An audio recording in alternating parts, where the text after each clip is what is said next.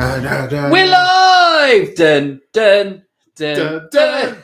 Will Power led from the start, and then Josef Newgarden around about the halfway stage, I think, took over the race and did not look back. The man who has led more laps than the entire grid combined at Iowa won again there. The King of Corn Country. Can he make it 2 in a row?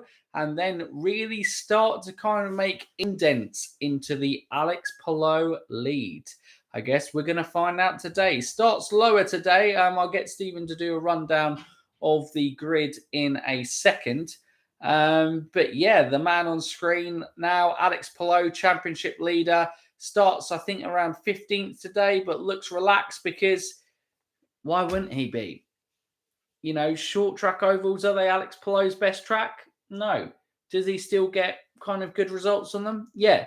He will just go, if I avoid trouble, if I stay out of the mess, I'm still going to be in a really great position. The only thing that starts to make Alex Palou worry is if he somehow manages to kind of not finish this race. Things can happen. But we had a pretty, I would say, uneventful in terms of caution race.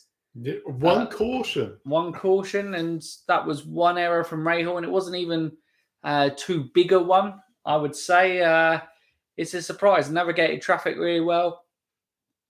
Green flag racing was really good. Maybe there was an error of we don't break our car on the Saturday because that may stuff us even more for the Sunday. Whereas today may be a bit more, I can push it. Yeah, potentially. With no real consequences if it does go wrong, other than also not finishing the race. Yeah, absolutely. Good. It seems a bit weird. We've got the number 2 crew. I don't know what is going on, but for some reason it looks like Newgarden may be presented with Thor's hammer. I don't know why they've got Thor's hammer in the number 2 Penske crew. But they look like they're having a good time. Relaxing over there. Don, sorry I missed yesterday. It was our wedding anniversary. Don, no problem at all. It's a joke. Some things are more important. Oh, look at that. Zach Brown band were there as well. Another good country music band from there. Anyway, some things are more important than racing. Happy wedding anniversary to you and your wife, Don. And yeah, hope you had a great day. Good to see you boys back in Indy Finance kit. Absolutely, Don. Now representing the brand. Sweet 200, private party. Who's the private party for? No one. The room's empty. Hey, Bal, how you going? Hi, guys. Just checking in, but watching the Tour de France medal ceremony, so we'll be back in time for the race start. France. Unbelievable. Who even won that this year? Fair play for watching the Tour de France, because I don't know many people who do. Aren't you the nice one today? You're letting people off for wedding anniversaries. You're letting off people for watching cycling. Jeez. It's a poor man's motorsport. Me, on the other hand, I'm disgusted by the behaviour shown by these people. Wow. You can be the nice cop. Okay. Well, that's what it is. I'm saying it's allowed. Stephen's saying he's disgusted in you. It is what it is. If it moves mechanically, I watch it. Fair enough. Great, Bal. Thor's hammer is kind of like the MVP of the crew, and it gets passed to different members each race. It's just something the 2 team does. Wow, that's really cool. Nice. Cheers, Carl, for lining up on that. Is Graham Rahal becoming a Lance Stroll of Indy? Does he have a job if Bobby isn't the owner? Oh, true. I always find this difficult. I think Graham always gets a hard ride. Is he as good as what Bobby was? No. Is he still a decent driver? Yes. Would he still be an IndyCar? You know, I think he offers something. For sure. You got David Letterman going in and operating as a Hy-Vee employee for the day, getting your Hy-Vee sponsorship in. I think he would, just considering if he wanted, because I'm sure he's got enough money behind him that he could pay to be within the sport still. True. And, looking at some drivers who are in the series, is Graham Rahal better than them? Yeah. He's by no means the worst driver in this series. He was doing a decent job yesterday before binning it. And we saw Will Power almost bin it in the exactly same spot. So it's just those fine margins. And he was running the highest of the ROL guys up until then. He was having a pretty decent race. He was in the top 10. Who ended up being the highest? It was first-time race winner in the series back in Toronto. Christian Lundgaard! Last weekend, Toronto. Don't know if you know. I completely forgot. Yeah. If you weren't on the stream yesterday, it was a long-running theme joke throughout the stream that I would see how many times I could mention that Christian Lundgaard was a first-time winner last time out in Toronto. Though technically last time out is yesterday's race now. So I probably have to say last weekend's one. As a man parachutes down onto the track because it's the type of thing that happens at motor racing. That's mental. Because I guess it's adrenaline kicking. But yeah, that was, I don't know, is that like the Flywing, like in Mission Impossible style? Tom Cruise? It's actually just Tom Cruise. Parachute. Tom Cruise, he's just jumped off the Oriental Express. Bam. There we go. Ended up in Iowa. How does it happen? Wood, let's go racing. Absolutely. And yeah, with Graham, look, he's qualified on row 3 today. So, that's a strong performance. Don't we do the full grid rundown? Yeah, as much as I like Jack Harvey, you'd lose Jack Harvey before Graham Rahal, wouldn't you? For sure.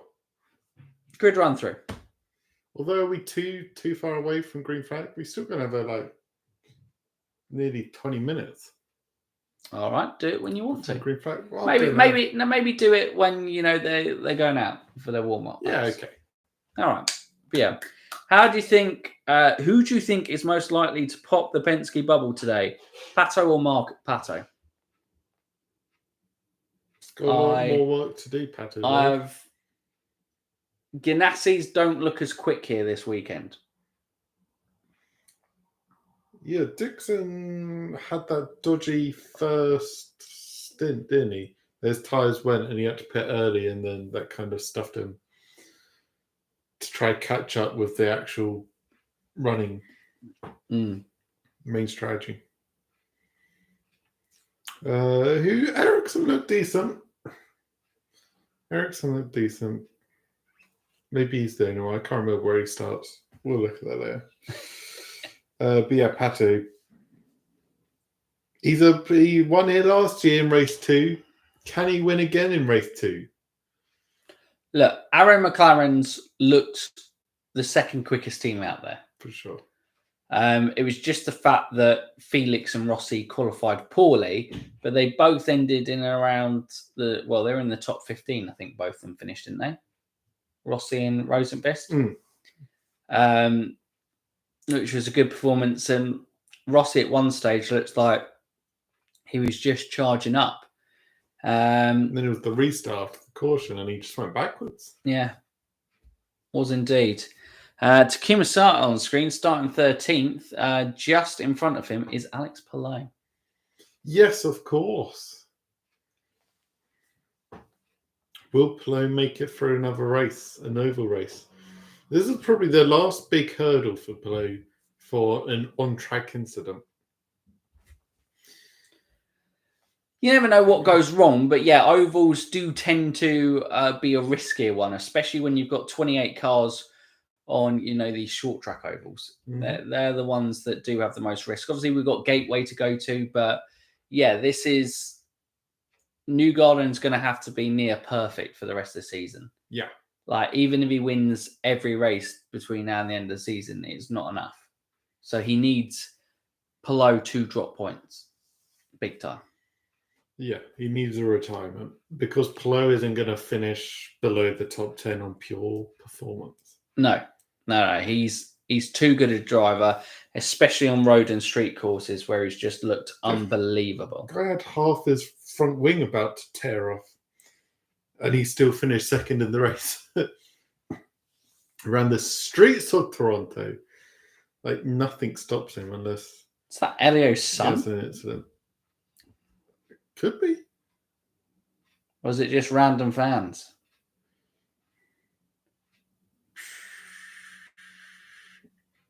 No idea. I was trying to look for expensive items of clothing. Surely can't be random fans at this stage. It's about to be the national anthem. I presume it's family, yeah.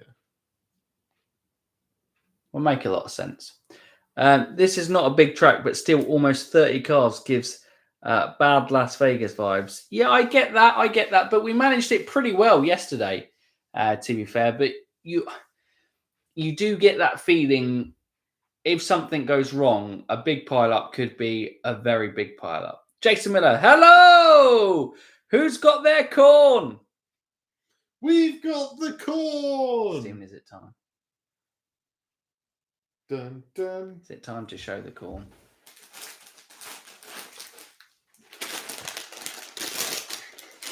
We have the corn! Brought to you by Corn. Sainsbury. Oh no, it's a rival brand. No, stop it. Brought to you by a non-Hy-Vee provider. Evening, Bruce. How you doing? Are there any short ovals where you guys live? Nope. Nope. We are literally all a racetrack. So our nearest track is Brands Hatch. Obviously, Silverstone is where the Formula One Grand Prix happens. You've also got Donington further up north. I think Knox Hill. There's a track in Scotland. Pretty sure it's Knox Hill. From there, we've got Thruxton, Snetterton. We've got a load of courses like that. But yeah, no ovals because it's not really what we do over here. And Rockingham, obviously, where IndyCar did race back in the day. Back in the day. But yeah, sadly, doesn't exist anymore. Not like big ones. There you go, Knock Hill.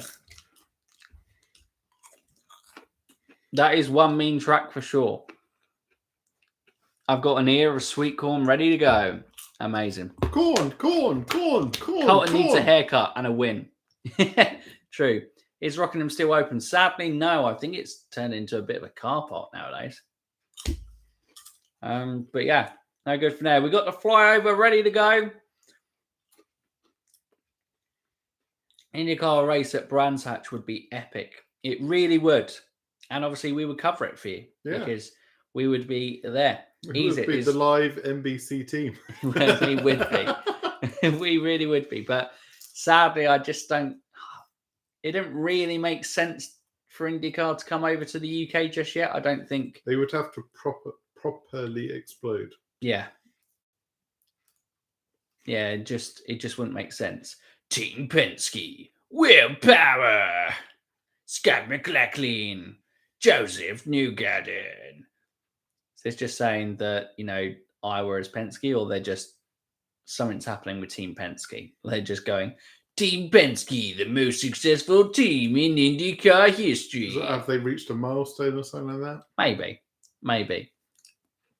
As IndyCar continues to grow, I can see them looking to go back overseas again. I can, but also I know Roger will be very smart and want to absolutely nail the American market before he goes through there, before he comes across there. Champ Car ran at Brands in 2004. Yeah, and I think first IndyCar, what was it? Car, you should know from our IndyCar history videos. First ran in, I think, I want to say 70s at Brands Hatch. Maybe wrong on that one. Wasn't successful anyway. Wasn't? No. Oh. Well, hence why it's not over here regularly. I feel like there'd definitely be an audience for it. Oh, for sure. They would sell out. Ed Ed Sheeran! It's Ed! The man It's we Ed, all came to everyone! see today. He doesn't know what's going on. He's going to wave a green flag. He's wearing a hat. Whoa! Unbelievable! I heard there's already talks for a race in Argentina. Yeah, it seems to be like there wouldn't be a championship round for some reason. So, yeah, very, very weird one. Yeah. I think on that. Colton suiting up. Andretti have had no pace this weekend. And Andretti just seemed to struggle on these short ovals. They You just didn't have have not to got a setup. include the this weekend part of that sentence. Wow. Just replace the F1 calendar with IndyCar. I mean, it would be pretty incredible, but there is a lot of trouble that comes with that because there's a lot of stuff in F1 that isn't racing. And I would quite enjoy that, never being a part of IndyCar. Politics. I'd like to see NASCAR go back overseas again too. I think NASCAR has a much greater chance of because they've got a much bigger base to build from, like American football. Yeah, but do you think Roger could jump on the back of that? Say if NASCAR come to a track and they go, let's do a double weekend. Oh yeah, do a double header weekend like they've done at Indianapolis. Yeah, they're very doing much that again could be this year, aren't they? I wasted my life watching F1 today, so I need some Iowa corn. Absolutely. Corn! Who won the race today? Max. It was a record-breaking 12th win in a row for Red Bull Racing. Cool. Overtake Lewis on the first lap, and then it was that. That was that first corner. Was it really? And Lewis ended up in fourth after turn 2. Wow. After McLaren's soared past. And is that how it finished? Perez came back, got a podium. Norris P2, Lewis P4. Shock! Max won, absolutely. By 30 seconds. Almost Palou-esque. Oh. Apart from Palou's is more impressive considering that the cars are so much closer together. Uh-huh. Whoa! Uh-huh. Right, we are ready to go. We're just having a little round up of where the season has been so far. I guess kind of like a mid-season review as things stand. But look, I just want to get this race going and see Josef Newgarden work his way through the field and win in the last 10 laps. Because it's going to be Josef Newgarden to win today. Yeah. But hey, it's going to be more exciting because it's got a lot more people to get through. Absolutely. And when I say a lot more, he's got about 3 or 4. Exactly. Huge amounts. He's basically starting from the back today. From the back. We're going through the Palou dominance until he was finally stopped around the streets of Toronto by Christian Lundgaard. First time winner. Goodbye, Tash. And yeah, Christian Lundgaard, had to be taken into hospital after yesterday's race. Why's that? Hypothermia on his upper lip. Wow, tough times. Just been keeping his temperature all good with a mustache. People think on top of that upper lip there, but he didn't realise the consequence of it, and that's obviously why he struggled qualifying wise and in the race. I completely understand. It's really difficult for him. It's a miracle that he's out on track today. Yeah. But what a recovery! Well done. Ed! Oh, what a day for Ed Sheeran fanatics. High fives all round. He's having a great time. Green flag. Is that how I do it? Yeah, that's how you do it. Yeah, that's how you do it. Oh, nice. Get a bit more arm movement in there. I feel like he should have shown a bit more enthusiasm. He's got like one of the best flag wavers in the business to learn off. I can't remember his name. What were you doing? You get the old arm movement. You look like a salmon out of water. Well, if I had a flag, it would I thought you were swimming upstream. It's tough. You've got to work for it. Well, maybe, yeah, absolutely. But yeah, crazy. Pato Awards starting 11th. How do you feel? Confident. Strong. Right, I think it's probably about time that we give you a grid rundown for everyone. Do I start at the back? and work my way to the best. Yeah, I think absolutely. Mr. 15 laps down, Benjamin Pedersen starts at the back in P28, joined by teammate Santino Ferrucci in P27, Stingray Rob P26, Ryan Hunter-Ray P25, Callum Ilott P24, Canapino P23, Jack Harvey P22, is that like one of his best qualifying performances of the year? Christian Lundgaard P21, and Roman Grosjean P20. Going to be a tough day for him. But on the back of actually finishing a race, can he do the double and finish 2 races? Devin Francisco is P19. Alexander Rossi starting slightly further forward in P18. Carl Kirkwood P17. Felix P16. Connor Daly with a pretty good qualifying there for filling in for Simon Pettin P15. Readers VK P14. Takuma Sato P13. Behind championship leader Alex Palou P12. With Pato Award at P11 in front of him. And Marcus Ericsson on P10. Then your top 10. I feel like that was very dramatic for P10. I know. But I appreciate it. Keep going. The top 10, which I guess Marcus Ericsson is part of. Scott Dixon, P9. Well, that's good. Number 9 is P9. Oh, nice. 9-9. Whoa! That's when the failure happened in race 2 and getting gifted Pato the win. Yeah. Look, Pato was there obviously to pick up the pieces. Got concussion after that. It was a nasty one. Where was it? Oh, Elliot Castroneves, P8. What an opportunity it is for him today. Can he get the win? Feeling confident about my Shank win? No. No. Okay. Josef Newgarden is in front of him in P7. Graham! Gravel! Colton Herta, P5. Ed Carpenter in his 101st race start for in IndyCar. I'm pretty sure yesterday was his 100th race milestone. He's starting in P4. David Malukas, P3. Scotty Mack in P2. And the record holder for pole positions, 3 clear of Mario Andretti, Will Power, will lead the pack off today. Yeah, absolutely. Will Power, obviously, back-to-back pole positions for the experienced Team Penske driver. Scott McLaughlin starts on P2 again like he did yesterday. The only one who let the side down was Josef Newgarden, who started P3 yesterday, but like Stephen said, is down in P7 today. But maybe that just makes winning this race a little bit more of a challenge because he needs to challenge himself because nobody else seemed to challenge Newgarden at Iowa. But that is just testament to how good he is on this short track oval format of racing in IndyCar. I think it's going to be difficult looking at the dominance of Penske yesterday for anyone to challenge. Could we see a surprise win in Malukas?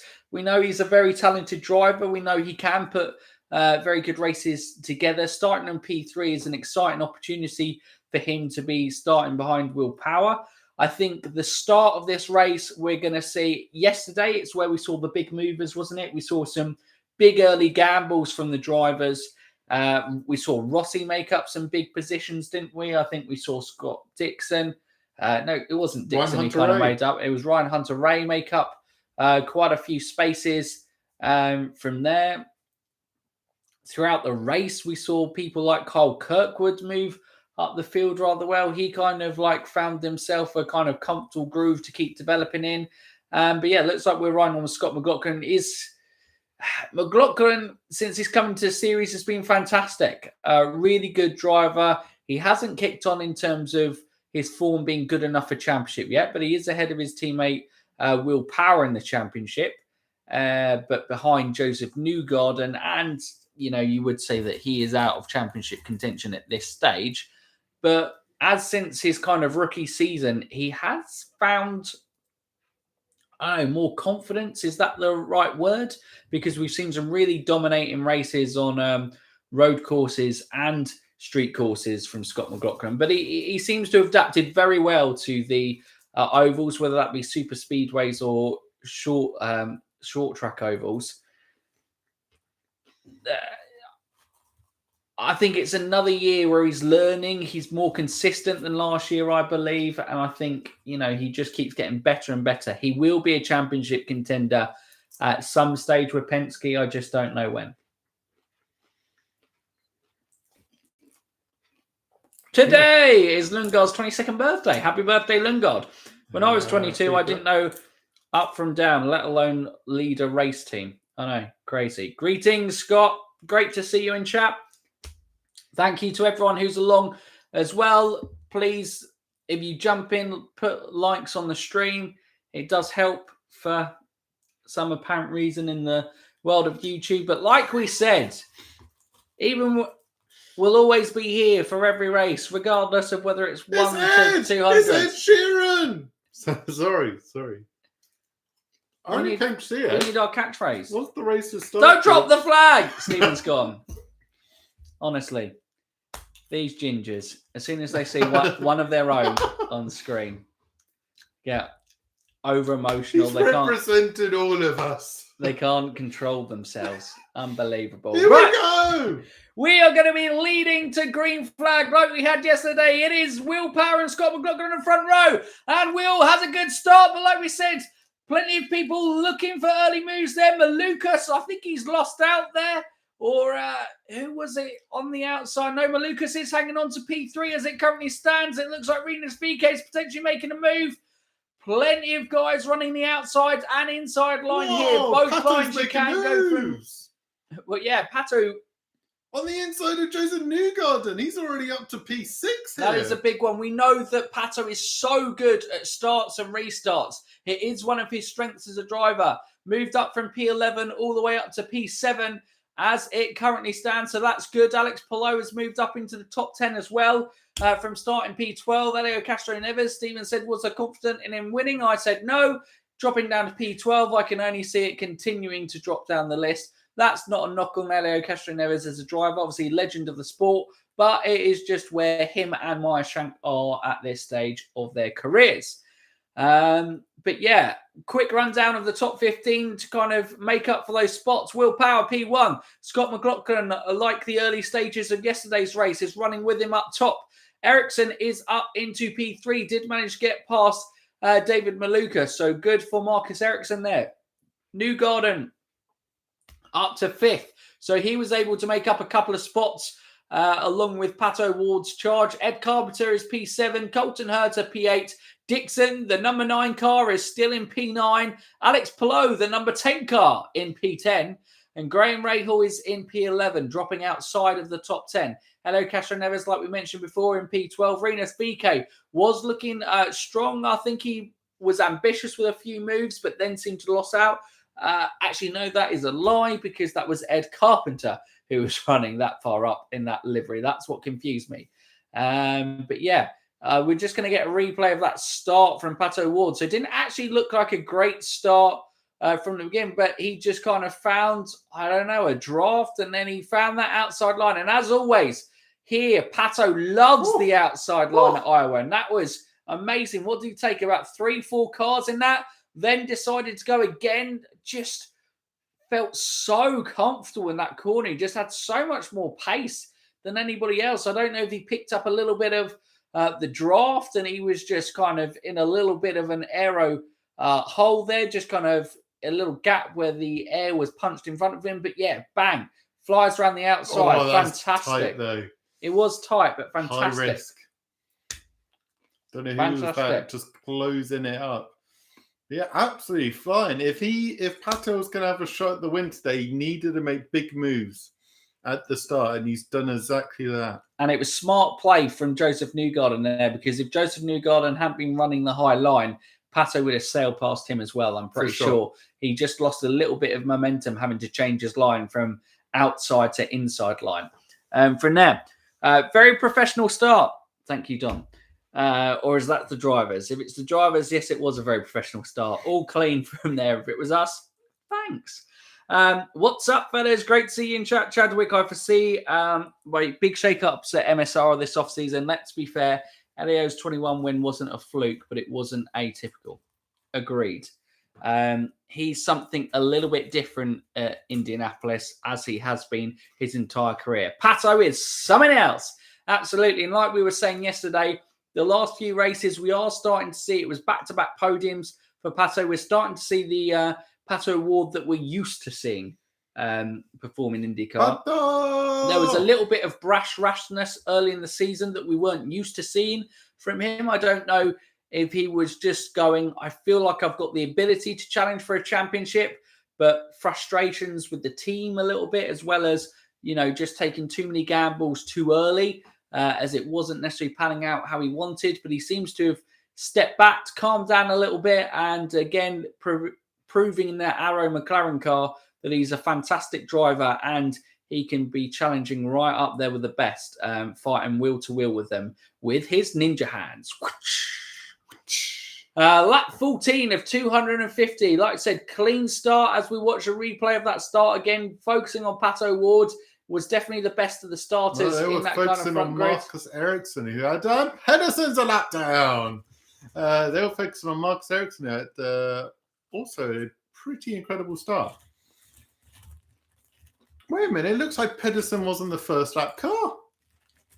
No, it Oh was. my goodness. Stingray Robs, everyone's Stingray favourite Rob. for yesterday. You finally got it right. He's You were a day stuck in late, there guys. today. Who would have thought it? Yeah, I think Ericsson, where did we say he started?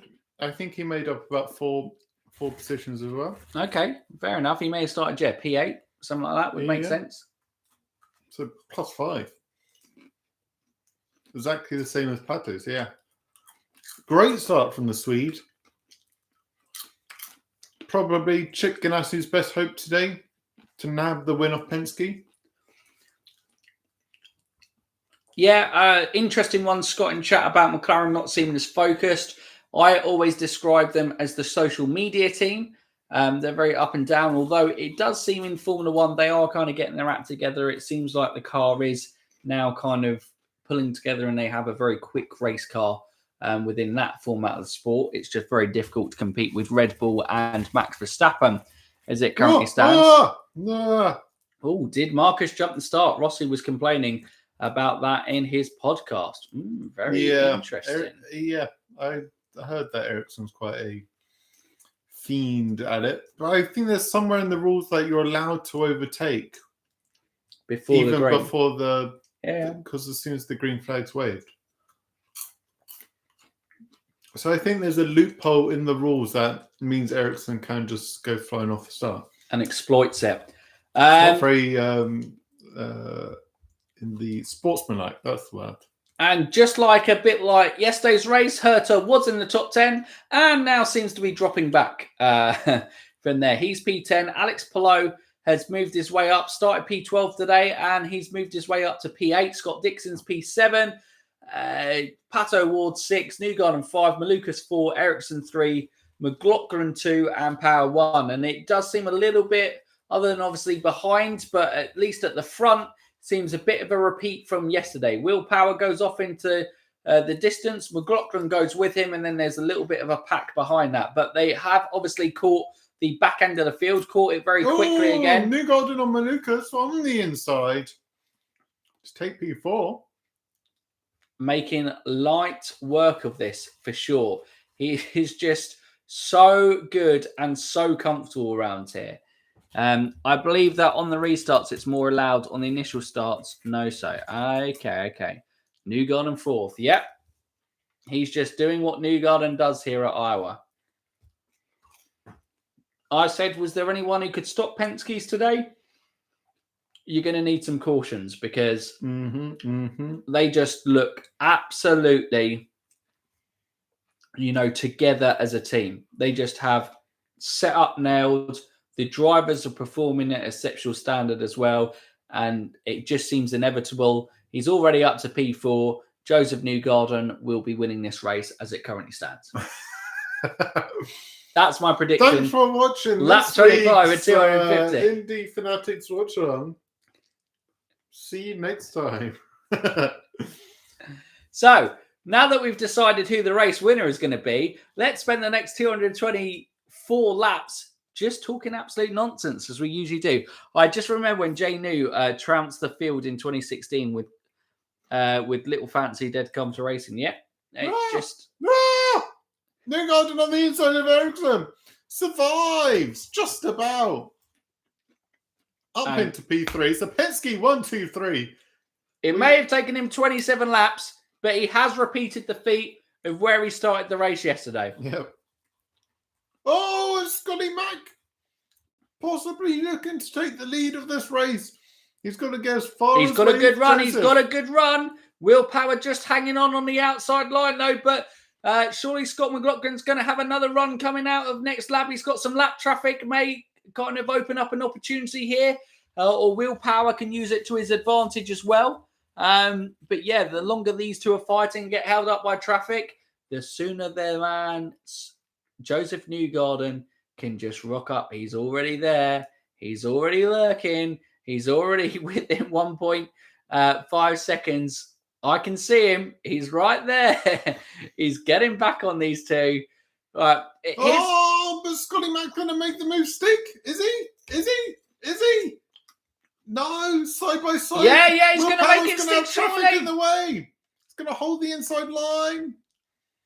Oh, but Wilkie's on the outside, and Will's going to go flying out the outside. And here's Josef Newgarden. Well, guys, it's taken us 30 laps, and I reckon by lap 32, Josef Newgarden's going to have the lead of this race, as it currently stands. Still going side by side, the two Penske teammates, as Willpower finally holds the move and slots in front of Scott McLaughlin. That was a great battle between the two. But yeah, Newgarden's just going to fly past the both of them as he makes light work of literally does the double in one turn. What? They just spent 2 laps fighting each other. Newgarden cruises round on the inside of turn 2. Well, I said by lap 32, Newgarden would be leading the race. We're on lap 32 of 250, and Josef Newgarden leads this race for the first time today. It's just... What? It looked like they just slowed down for him. Look, the king of corn country, nobody gets in his way. The man loves corn, and he's king of it. I'm confused. That is that. I'm so confused right now. Look, Josef Newgarden has superpowers at Iowa. He's just unbelievable. But Malukas is now getting into the fold. Malukas has come back into it. Ericsson seems to have dropped off. Sorry, we've got wrapped up in this race for the lead as Newgarden went, but McLaughlin and Willpower. McLaughlin does make the move on Willpower now, but yeah, Malukas is right up there with them. The pack has really kind of tightened up again with this traffic, so that's fantastic. But yeah, Malukas not only made his way past Ericsson, he almost has made his way past Power and McLaughlin. Award still chilling in 5. Scott Dixon's going well in 6. Palou hasn't made any more progress from 8th, but it is a 6, 7, 8 Chip Ganassi as it currently stands. Kumisato's having a poor race down in 22 at the moment. But yeah, interesting one.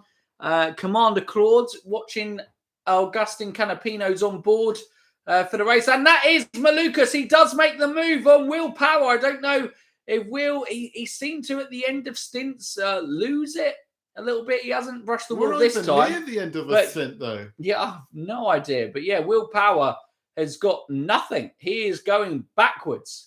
He must feel like he is in reverse right now with the ease that people are going past him. I don't know. Here comes Scott Dixon.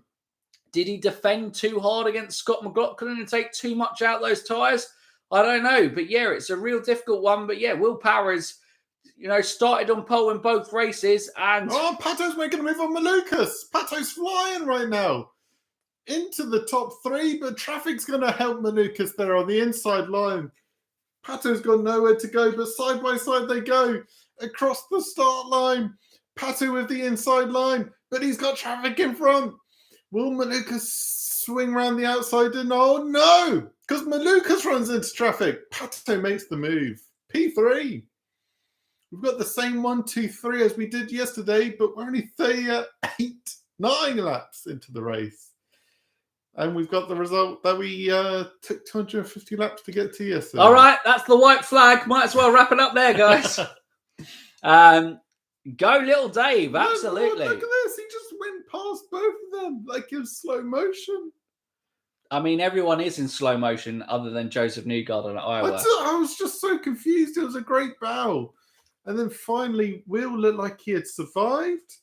Scott McLaughlin was coming back. At Iowa, we need earlier. to find a way later. to make things more challenging for Josef Newgarden. I vote for him to race with 3 tyres next race. Give him the 2 inside ones and one of the outside ones. He can choose whether it's front or rear, and then let's see how well he does then. But yeah, I'd rather be king of something like that. Rhymes with corn. Yes, Bal. David will be in competitive seat next year. Hope he doesn't pull a Grosjean. I hope so too, but I feel like there's a little bit more grounding in the series for Malukas. Obviously, yeah, he's leaving Dale Coyne Racing. There'll be definitely great guys going up. Andretti, would that be a good destination for him? We've said the Andretti curse is there. Kirkwood's superb. Herta's a great driver, but haven't been able to consistently challenge in this aero screen era with Andretti Autosport. For some whatever reason, it hasn't worked out. I look like a... It's a Graham Rahal. Graham? It's a Graham Rahal. Side by side, Newgarden goes with Christian Lundgaard, who won his first race in Toronto last week. Was it Graham and an Ed and a Frucci? Ed had a terrible start. Dropped way out of the top 15 after starting 4th today. On short ovals, traffic and momentum are everything. Absolutely they are. And there is no better driver carving through traffic on short ovals than Josef Newgarden. Chadwick going, I'm telling you, Josef Newgarden has pushed a pass. Oh, contact! That was definite contact for Josef Newgarden with, of course, the Frenchman of Romain Grosjean. Although I don't think it was really Grosjean's fault, that. And it looked very minor. Grosjean's probably more at risk of a potential puncture from it. But it looks like both are fine. Just saying, as a late charge in this stint, Alexander Rossi and Felix Rosenqvist have both moved into the top 10. Moving up as a duo a bit again like last race. They started a little bit further forward than we said, and that means they've moved up a little bit further forward. It's such a shame that they didn't qualify well, because I think, you know, if you had Rossi, Rosenqvist and Pato up there, maybe they could have challenged the Penskes a little bit more this weekend, although it does seem difficult to comprehend anyone challenging Josef Newgarden this weekend other than Josef Newgarden. Beautiful breeze coming off Lake Michigan today. Good breeze. I'm glad. The early star performer seems to be Little Dave. Absolutely. It was a brilliant qualifying for him to be in P3, and he's, you know, holding his own up there with the top guys, and he's running in the top 5. Yeah. He survives. But Dixon has made his way past Malukas. Dixon ran 4th. Ericsson must have had a moment, because he went flying backwards, didn't he? From P3, and now he finds himself in P7. As maybe there was a puncture for Grosjean. Nah, we're around the pit window, aren't we? Grosjean comes in. You are right, Scott. There is a long way to go. But I don't know, man. Josef Newgarden and Iowa. It's just a match made in heaven, surely, isn't it? Yep. He's got to keep it clean, though. He's got to hope his car doesn't fall apart like it did last year. It did. And this little contact there, little kind of brush with the rear tyre. I don't think it's done any damage to it. But yeah, Indy cars are very, like we said yesterday, very robust in some areas, and in other areas, they're not. But you are correct. Might have been a puncture for Romain Grosjean there, but also it was approaching the pit window, which seems a lot of cars are going a lot deeper this time. Although, as we say that, Will Power is into the pits. Our pole sitter had dropped down to P6. Where is Will Power going to come out? And does this, let the other cars react? Because, a caution at this stage of the race suddenly then cycles Will Power back to the front and really affects those cars at the front of the grid. Malukas also in the pit. This will now cycle Malukas to the front. Well, looks like everyone's staying clean. That was tight. That was a big issue for Malukas in the pits. I don't know whether the jacker failed because he looked like he had to kind of be sent back up before going down. So that was a costly pit stop, which is such a shame for Malukas because he'd been running so well. An error on pit road, though, especially on these short track ovals, can be everything. We did say, would they react? Josef Newgarden is in. So your race leader comes into the pit stop. Number 2 crew, they are so good in pit row. Scott Dixon's also in there. Looks like he would have come in the previous lap. Is that Kyle Kirkwood, I want to say, there? Or is it Connor Daly? Like we said, we've got a 1 in 3 chance of getting it right. Yep. 33% chance. Scott McLaughlin went 1 lap longer. He's also come in now, though. Josef Newgarden is out, ready to go. Looked a pretty clean pit stop from the number 2 crew. Let's see what the number 3 crew can do.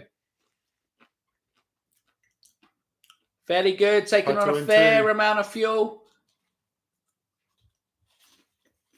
I think Pato probably did an extra lap. Boy, a little bit slow to get off there. Okay, so first round of pit stops. All green flag racing so far. We've had 57 out of 250 laps here at Iowa. It's going to be interesting to see where everything falls off. This first round of pit stops is over. Alex Palou, your championship leader, into the pits, as well as teammate Marcus Ericsson. Looks pretty decent kind of pit stops. We've had no dramas other than, I'd say, David Malukas. Yeah, looks like he's behind Dixon. Rahal as well has kind of struggled there. Are they really all a lap down? Surely there's got to be. That can't be accurate on the timing sheets. Surely. Rosenqvist and Canapino now pit. Obviously, we had a mention that Canapino, I believe it was Commander Claude, was running on Canapino going well. He took his time to kind of be chasing up the front. Whoa! Alex Palou out there with Josef Newgarden. Is this for the lead? No. Or is this to stay on the lead lap? Wow. Okay, well, Palou is fighting tooth and nail here. Championship contender, be careful there. Palou, you don't want to get yourself... Neither of them can afford to get in an incident here. No, they can't. And maybe that's why Palou cedes the position. So, initial looks, you said O'Ward looked a bit slow out. Looks like, according to the timing sheets, that he probably is a little bit slow out from there. So, the current top 15 running order as it stands. Joey Newgarden is P1. McLaughlin P2. Will Power moves back into P3. So, we've got a Penske 1, 2, 3 in some format again. Scott Dixon's gone all the way up to P4, having a great race. And he's generally had a pretty good weekend, actually. Here, Scott Dixon. I think he was in the top 5 yesterday. Am I right? I feel like I'm right in that one. But he was certainly in and around the top 10 for large parts of the race. He definitely finished ahead of Alex Palou.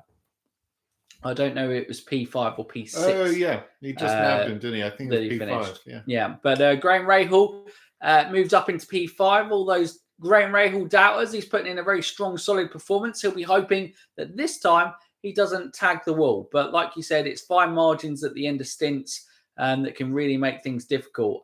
David Malukas is P6 and Pato Ward P7. They were the 2 worst pit stoppers in that last round of pits. Marcus Ericsson P8, Colton Herds P9, and Cole Kirkwood, again, didn't qualify well, but having a good race performance. Palou has lost out big time in that round of pits. Was running in P8 for the majority. Now looks like he's down in P12. And also we just saw, obviously, on screen that he was overtaken by Josef Newgarden. So he is a lap down.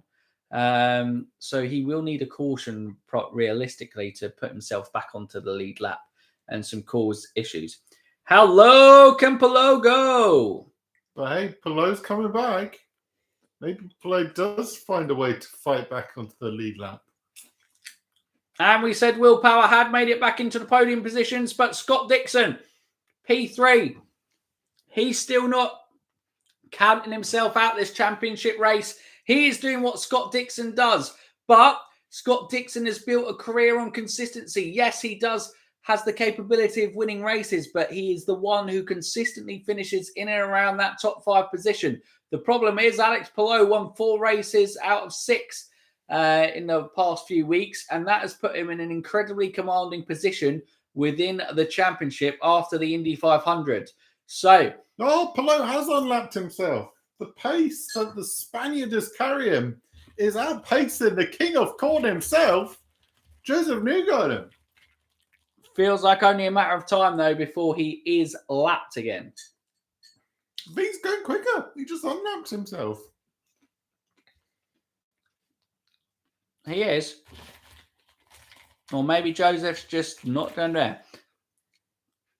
It appears that Palou can get back on the lead lap, but he seems to be fighting oversteer. Palou is following and is learning, and I'm sure he's thinking that he will put an end to Joe New's reign eventually. Yep, depends how long Palou sticks around in IndyCar. Whoa, really tight there with Devlin DiFrancesco. It was just a whisker between the two cars, but no contact, and Newgarden works his way through traffic again. Geez, Palou's going quick. He's carrying some serious pace out there to start the fight back. If he qualified a bit better in both these races, maybe he would have had a shout on Newgarden, or maybe we're just seeing Newgarden in conservation mode, look after the tyres, go as long as possible, playing it safe, because he still has about a 2-second gap on teammate Scotty Mack, as Pato works his way back up to P5 on the tail of Will Power to try to climb back towards the podium positions. Joe New is an abbreviation for Josef Newgarden Bow. Championship fight is 2-horse race. Dixon is not one of those horses. Absolutely not. It is Newgarden and it is Palou. Newgarden is the only driver I can see getting enough wins to kind of rein him back in. But the problem is he is now relying on Alex Palou to have some bad races. And on road and street courses, unless, and it's not unheard of, but, unless he gets, some car issues or gets involved in some incidents within races, it's going to be very difficult for Newgarden to surpass Alex Palou. That's for sure. That is for sure. Because Palou's all over the back of Colton Herta. Little gap. Still in the lead lap. Maybe traffic will hamper Palou. No, it looks like Josef Newgarden's just taken Palou again. If you don't navigate traffic quick enough, Josef Newgarden's going to catch you. Absolutely. He's just an absolute master of weaving his way through the traffic, maintaining that pace throughout, not losing any pace. Palou has got through on the inside of Graham Rahal there. So Palou is carving his way back into that top 10 as he moves into the top 10 there. McLaughlin is the only driver kind of really sticking with Newgarden here. Dixon's 5 seconds off, although he looks like he's carrying quite a bit of pace there, I think. Looks like Graham Rahal fighting hard to stay on the lead lap here.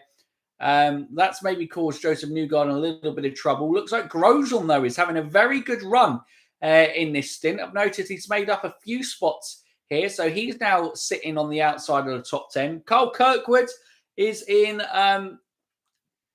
top 10 again, is the highest of the Andretti drivers, 8 and 9. So maybe something happened with the Andretti setup. They're looking better and more competitive as a team this time out, considering, they didn't qualify poorly. And Grosjean is still on to finish 2 races in a row. Yeah. The story of the year. 2 races in a row for Romain Grosjean. Who would have predicted this at the start of the season? Oh, dear. We were just watching Pato and Ericsson. I was getting flashbacks to the 500. The two have a bit of bad blood round ovals. hopefully we don't see any incidents today after Pato was quite fiery after Ericsson's defending at the 500. Absolutely. Stephen will be sweating until there is some distance between them on track. But a quick rundown for you. Our biggest movers probably has been, well, not maybe big movers, but Palou has kind of made some moves up there. Grosjean has made some moves in his second stint there. 2 cars looking quite quick out there. Josef Newgarden maintains this pace of, just carving his way through the traffic. 3-second lead over Scott McLaughlin in P2 again. Dixon has moved up into the podium positions. Like we said earlier, managed to get past Will Power, but Will Power is hanging on to P4. Pato Ward had a fantastic start to this race. Started P11, worked his way up into the top 5. At one stage was the P4. Very close there. Why Stephen was having like heart palpitations was because Herta and Newgarden very close. And now Pato Ward and Will Power are very close. And Pato Ward is looking to make the move. Wasn't able to make it stick. Can he make it stick this time? And Will Power is going to just catch a little bit of draft. But Power switches to the inside line. And I think that's going to be enough as he works his way past. Is that a Connor Daly, I want to say, out there? Let's go Connor Day. Oh, Ericsson takes the opportunity on the inside of the turn. This is what happened at the 500. But they both survive, going 2 by 2. Pato keeps the move. Will he have the run on Will Power? Will Ericsson do the double on the inside? So Will Power goes to defend on Marcus Ericsson. Ericsson backs out, but that opens the door for Pato Ward. So Pato Ward has managed to move forward. So defending the double overtake, did allow for him to lose out on the 1 overtake. And Pato is showing decent pace out there like he did there. And again, Will Power, he seems to have had a fantastic qualifying car, but he's been the least happy with the Penskes all weekend for sure. He hasn't been able to do it, and it probably puts the final nail in the coffin of his championship fight, if there was any hope of that being 175 points. That was already nailed shut before the weekend. It was indeed. These are just some precautionary nails that have been put into the coffin. Just, in case he got a little bit of extra life in him. They're like, stay down! For there. Right. Top 5, Newgarden, Scott McLaughlin P2, Dixon P3, Pato Ward now P4, and Marcus Ericsson P5 as there. It looked like someone went very high. Yeah, caution. I don't know if that's going to stay a caution. I knew we just saw on track there. I think it's Canapino who hit the wall. I don't know if they have to check whether the wall's integrity is still intact, but it is a caution. It's going to bring things up. I can't imagine that this is going to be a long caution because Canapino has managed to kind of keep it going, and I'm sure he's going to get himself into the pits lane, surely. We're closed. Pits are closed. Yeah. Interesting. They're going to have to run the whole caution procedure, so even though there's nothing to clean up, they will still have to run a few laps under yellow here.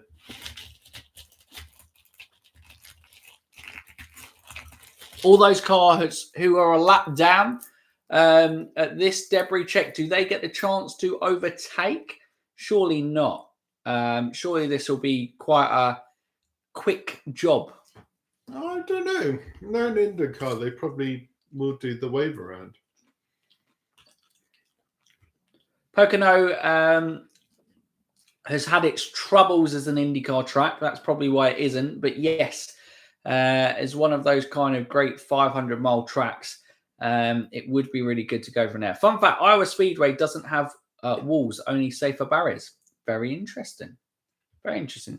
Thanks, Scott, for the fun fact. It was a good fact. Wow. I'll tell you what, these cars are really flying past the safety car out there. So the AMR safety crew. Oh, looks like we're going to have a interesting strategy here. This is early. If everyone does it, then... Yeah, it is early, but you've got McLaughlin's crew out there. You've got Dixon's crew out there. I guess everyone's going, I've got to try something different because Newgarden's on fire. I guess it's technically a free pit stop if they're going to unlap cars. Yeah. For the front runners. Yeah. Maybe. Yeah. Yeah. Sure. Cool. Good story. Looks like I think the Aaron McLaren crew are out there as well. So I think Pato's maybe gambling on this pit stop. It's going to be interesting for the fight in pit row. Could get really messy in there. Haven't done it just yet. We still haven't seen a replay of that Canapino. Here we go. There you go. And on cue. Whoa. Just goes very kind of, I think, takes far too much pace into the corner. Brushes it past. He's done well not to lose it, to be fair. That's an early caution call. I'm very confused because this is what Will Power did yesterday. Yeah. Well, similar. That was like early. Well, they put safety first. Maybe they thought a tyre was loose and there was going to be a bigger incident than it ended up being. So better to go on the err on the side of caution. But yes, on hindsight, they'd probably go in. We probably should have let that one go. Yeah. Pocono needs to return. Money just needs to make sense. It was built with IndyCar in mind. Its turns were copied from Milwaukee, Indy, and Trenton. They're cleaning the high line. Yeah, we do need to see it. That is good. So we are going to have some moves made on this restart for sure. It is something, it prolongs these cautions, but hopefully it does mean that it leads to better racing because there is more confidence for the drivers to ride out on that high line. Alex Palou still on P12, where he started today's race. He had flirted in the top 10 for a bit, but if I was Alex Palou, I wouldn't be too far. I know you've got to fight for every point, but knowing that Iowa isn't as strong for me, I would go from there. So Josef Newgarden is in. McLaughlin, Dixon are in. So it looks like all the front runners are going to come in. Race on pit row. Number 2. Number 9, number 3, looks good from the 2 cars so far. Up on the jack, all okay. Looks good on the tyres. Clean pit stop. That's a very good, very, very good pit stop there from the number 2 crew. What can the number 9 crew do with Scott Dixon? Looks good, looks good. Yeah, matches it. That's a pretty damn good pit stop as well. And here's Scott McLaughlin. What can he do? Yeah, clean stop. Nothing changes there. We also, like we said, got Pato Eriksson in there as well.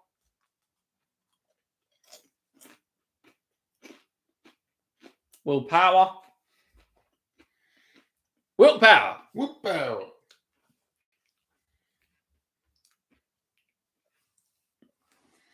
Yeah. Josef Newgarden survives. Absolutely right. The money's got to make sense and the safety's got to make sense as well. Who was the latest one from there? The guy who returned into IMSA Racing. Robert? Yeah. Robert Wickens, I think it was someone along those lines. But yeah, that was obviously a big one. We can't be ending. It's a bit like Spa. Great historic tracks, great tracks for sure. Deserve racing on them, but we can't be having as many incidents as we do with those drivers. Yeah. Safety got to come first. Josef Newgarden on board, helmet cam. Just another Sunday afternoon in Iowa for Josef Newgarden. Well, for King of the Corn, it's just one of those things that you do. You just come out, you check the fields, you lead kind of most of the 250 laps, and you go home with another trophy for the cabinet. Yes, they probably... Do you reckon Josef Newgarden has a trophy cabinet and an Iowa cabinet? Yeah, he probably does need to separate them. Because otherwise the trophy cabinet's a bit like Iowa, 500, Iowa, you know. So he probably wants to mix up when he shows off the trophy cabinet. So yeah, you'll have a couple in there, you know. Yeah, no, for sure. 13 of you in the stream. If you can drop a thumbs up, great. Cheers. Appreciate that. We'd like it. Thanks. Do it. Maybe. What are you Don't waiting do for? it. Do it now, potentially. Remember, 20 likes gets us a boat.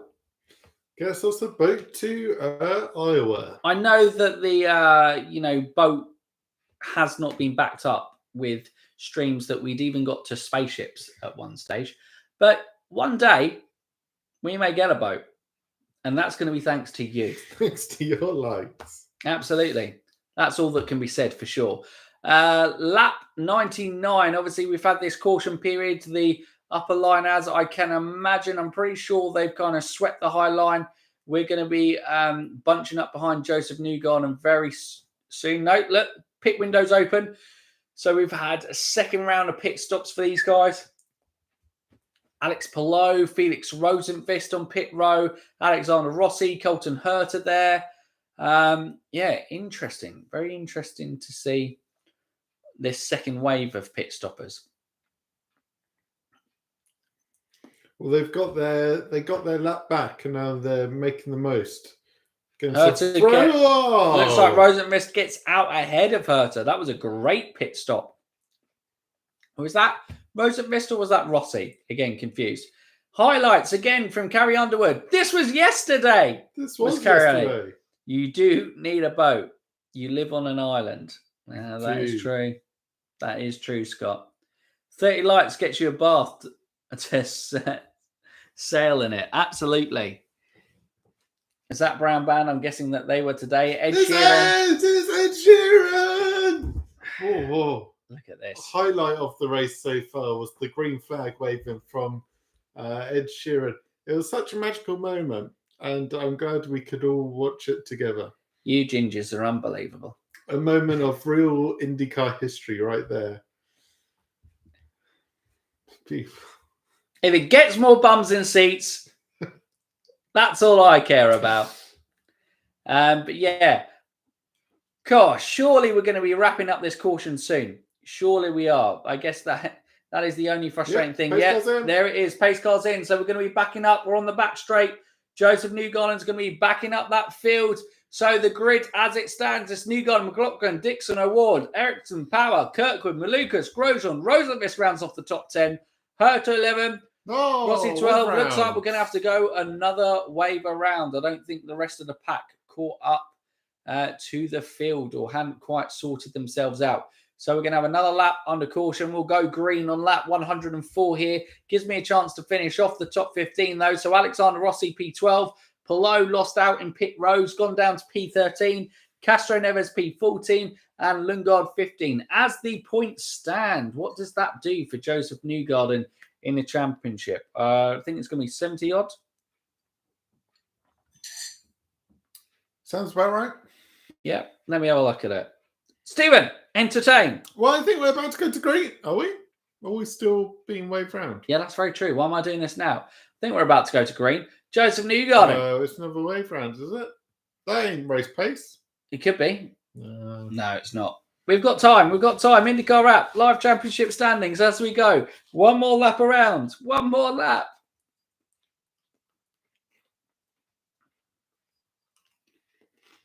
One more lap.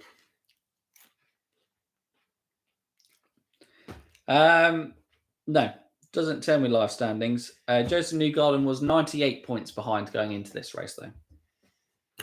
Surely there's live standings. No. What's going on, people? What is going on? You don't have commentary. The pace car's been on for 3 laps. What's going on? I couldn't pick Ed Sheeran out of the police lineup, but if it works to get new fans, absolutely. I really dislike IndyCar cautions procedure. It needs a bit of work, not going to lie, but at least it's not as bad as Le Mans caution procedures. Yeah. They were horrific.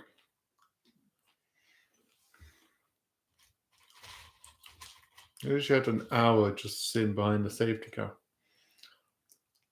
Oof. Nope, don't know what the live standings are in the championship. We'll get to that after the race for sure. But as we ride there with Alex Palou, he's now behind Alexander Rossi, P13, like we said. He was the man who just kind of squeaks out. Oh, was it Felix Rosenqvist who did make a kind of big one? Did the pace car break down? I don't know because, it seems weird that we just keep... It's parked there. Yeah, that is weird. So weird. We're approaching the halfway stage of this race anyway.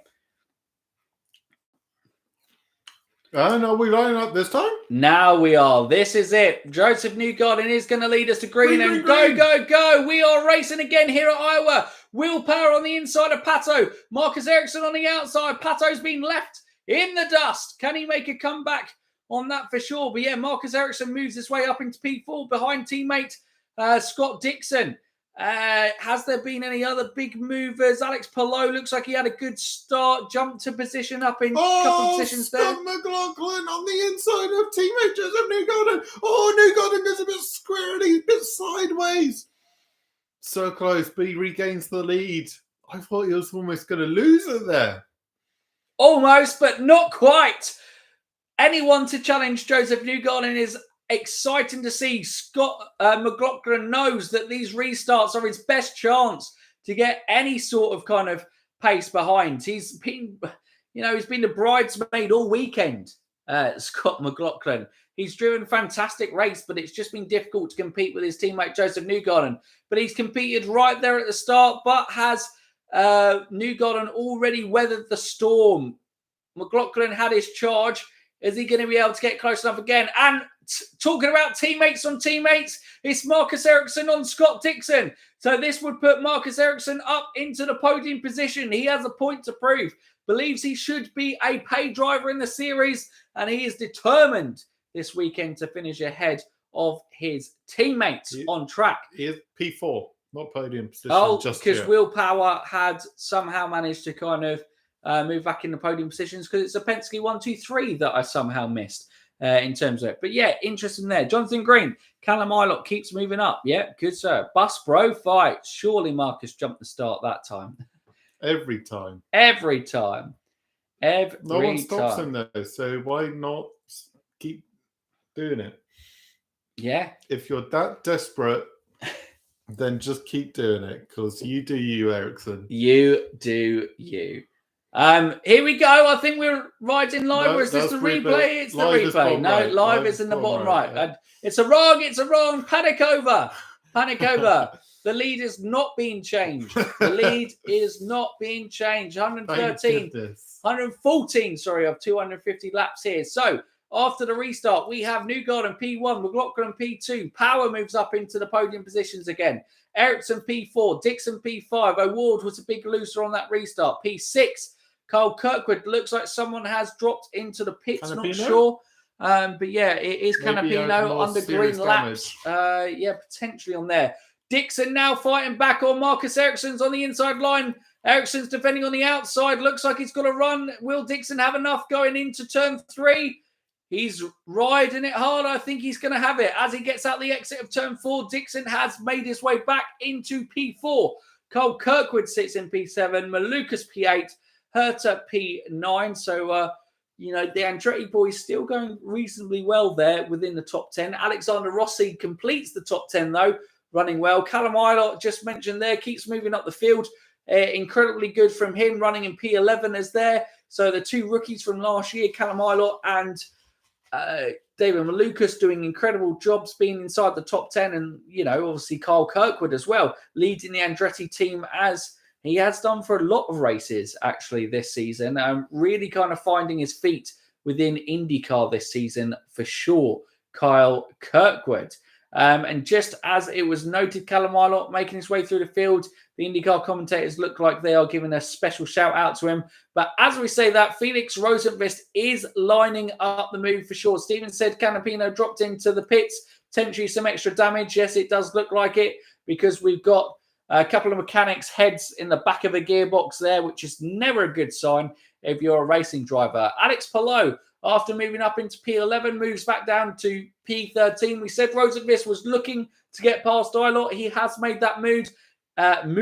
Castro Neves, who did start in the top 10, is in P14, going well. And Roman Grosjean was flirting with the top 10 at one stage, has dropped down into P15.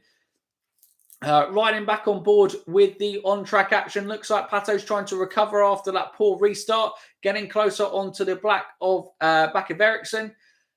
We've got Josef Newgarden starting to... He's already caught up with the back of the field and carving his way through there. This is where he really shows his strength and where his teammates got to take advantage. Scott Dixon there was running in the podium positions pre-caution and in the pit stops, and he looks like he's getting a little bit closer to Will Power there again, as Will Power looks to navigate his way past Ed Carpenter. Ed Carpenter, man. Started P4, and now he's a back marker. What a poor race car they must have had all set up for... Ed normally does do good qualifying on ovals. Unfortunately, he just hasn't got the race car to back up his... strong second lap pace in that qualifying to get him P4 on the grid. Check out Ilott, maybe in CGR next season. He may well be indeed. Bus Bro War, come on, Scotty Mack. Big disappointment from Ed Carpenter. Time to go Indy only before fading away. Probably a fair comment because it has been a long time before while Ed's been competing on ovals outside of the Indianapolis 500. Yeah. Though teammate Rena's VK isn't exactly lighting the world on fire in that Ed Carpenter car in P18. So, yeah. It just sums up where Ed Carpenter Racing have been pretty much all season. As we are on camera with Will Power and Scott Dixon. Dixon keen. As it looks a poor day at the races for Palou to make any progress on Alex Palou. We've already reckoned that Dixon is out of this championship fight, but he is a 6-time IndyCar champion. You don't get being a 6-time IndyCar champion without knowing when we get to the business end, which we're now in the second half of the season. It is the business end without knowing what to do in that part of the season. So Scott Dixon is performing well, and he will be looking to get past Will Power, that's for sure. That is for sure indeed. As Pato made his way past Ericsson, I completely missed that. If already picked up on. So he's going to be on the back of this Dixon Power fight as well. Get some more shots of farmland, or otherwise known as Iowa Cornfield, Cornland, the greatest theme park in Iowa. Why don't you ride the tractor through the fields? Josef Newgarden kissing the bricks. Obviously, he is our reigning Indy 500 champion. Got his little girl who joined him on the bricks as well with his wife. I think wife Ashley. I want to say that. We'll go with that. If I've got that wrong, I apologise to Josef Newgarden and his family profusely. But it's going to be a lawsuit coming your way. Absolutely, that's what I thought. It took him a little while. It's always tricky after winning the Indy 500. It's an exhausting experience, an emotional experience, plus all the kind of press tour that you have to go through being the Indy 500 champion. But Newgarden does look like he is getting back to the Newgarden who, well, we said Scott Dixon knows how to compete in the back end of the season. So does Josef Newgarden. Oh, Pedersen going the wrong place at the wrong time at exactly the right time for Pato Awards. As Power had to make an evasive action, which stopped Dixon, which then allowed Pato to get through. And then Pato then got stuck behind the roadblock that is Pedersen, because he just doesn't move at the same speed as anyone. He just goes so slowly. So it was actually all normal running after the Pedersen drama. Nearly caused absolute chaos amongst the 3, 4, and 5 of Power, Dixon, Pato. I think Don agrees with your assessment. Pedersen is the perpetual moving orange cone. Yes. Yeah. Unbelievable. Rosenqvist is going well in this stint, by the way. He has managed to take ahead of his teammate Alexander Rossi in the top 10. So that is good for him and obviously his career. But we do still have strong suspicions that this is the last season we'll see Felix Rosenqvist at Arrow McLaren. I feel like they'll be ruthless on that one with their team going forward. Pato Ward was maybe now in the grips of Marcus Ericsson, did take advantage of that Pedersen traffic cone moving incident that was notified to the stewards. But funny enough, after, throwing to kind of threaten to change up the order, it remains the same. Power 3, Dixon 4, Pato 5. We'll see how it kind of goes through there. But yeah, we are in the second half of the race here at Iowa. Josef Newgarden got in the leads earlier than he did yesterday, even though he started further back and has been commanding in the lead ever since. On the restart, McLaughlin certainly challenged him, but now it is business as usual from Josef Newgarden. His competitors will, as I said yesterday, be hoping for a late caution because that seems to be the only thing that may give him a sniff of a chance. But even on restarts, it does kind of, he's so good at defending everything. Are you good? Is Pato just dropping positions? Is that why you're watching through, your fingers? You're done. Race 2 winner here last year. Don't think he's going to be a race 2 winner here this year.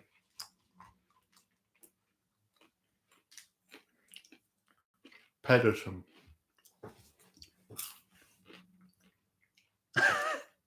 Yeah, Pedersen. Was it Pedersen that held it up? Goes from there. And it is just forced Ward to keep going back. Well, although that is a back marker in Canapino. Is Canapino back on track? I was out at 7. But I don't know. Why was he overtaking? Was he overtaking another McLaren? I'm not sure. Malukas is now past Pato. Yeah. Pato is just going backwards. It must have been Campino. It was confusing. I was confused for sure. Right. Plenty of kind of on-track overtakes. Like we said, this weekend, you probably get more overtakes in this weekend than you do the rest of the IndyCar calendar. And also kind of overtakes for position. There is plenty of kind of interchanges position. We've got Stingray Robb and Santino Ferrucci even fighting it out at the back of this field. No, that is Takuma Sato. Apologies for that, for giving Stingray Robb credit. But is there something wrong with Takuma Sato? Looks like he's coming into the pits. But yeah,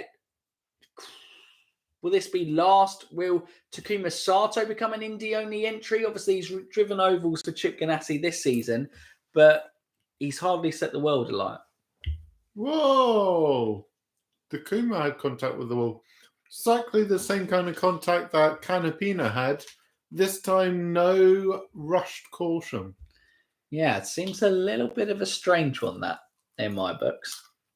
But yeah, Sato going to have to change the tyres. That's completely fluffed his race. It's now just trying to try and reduce the amount of laps that he is down in that Deloitte number 11 car for Chip Ganassi Racing.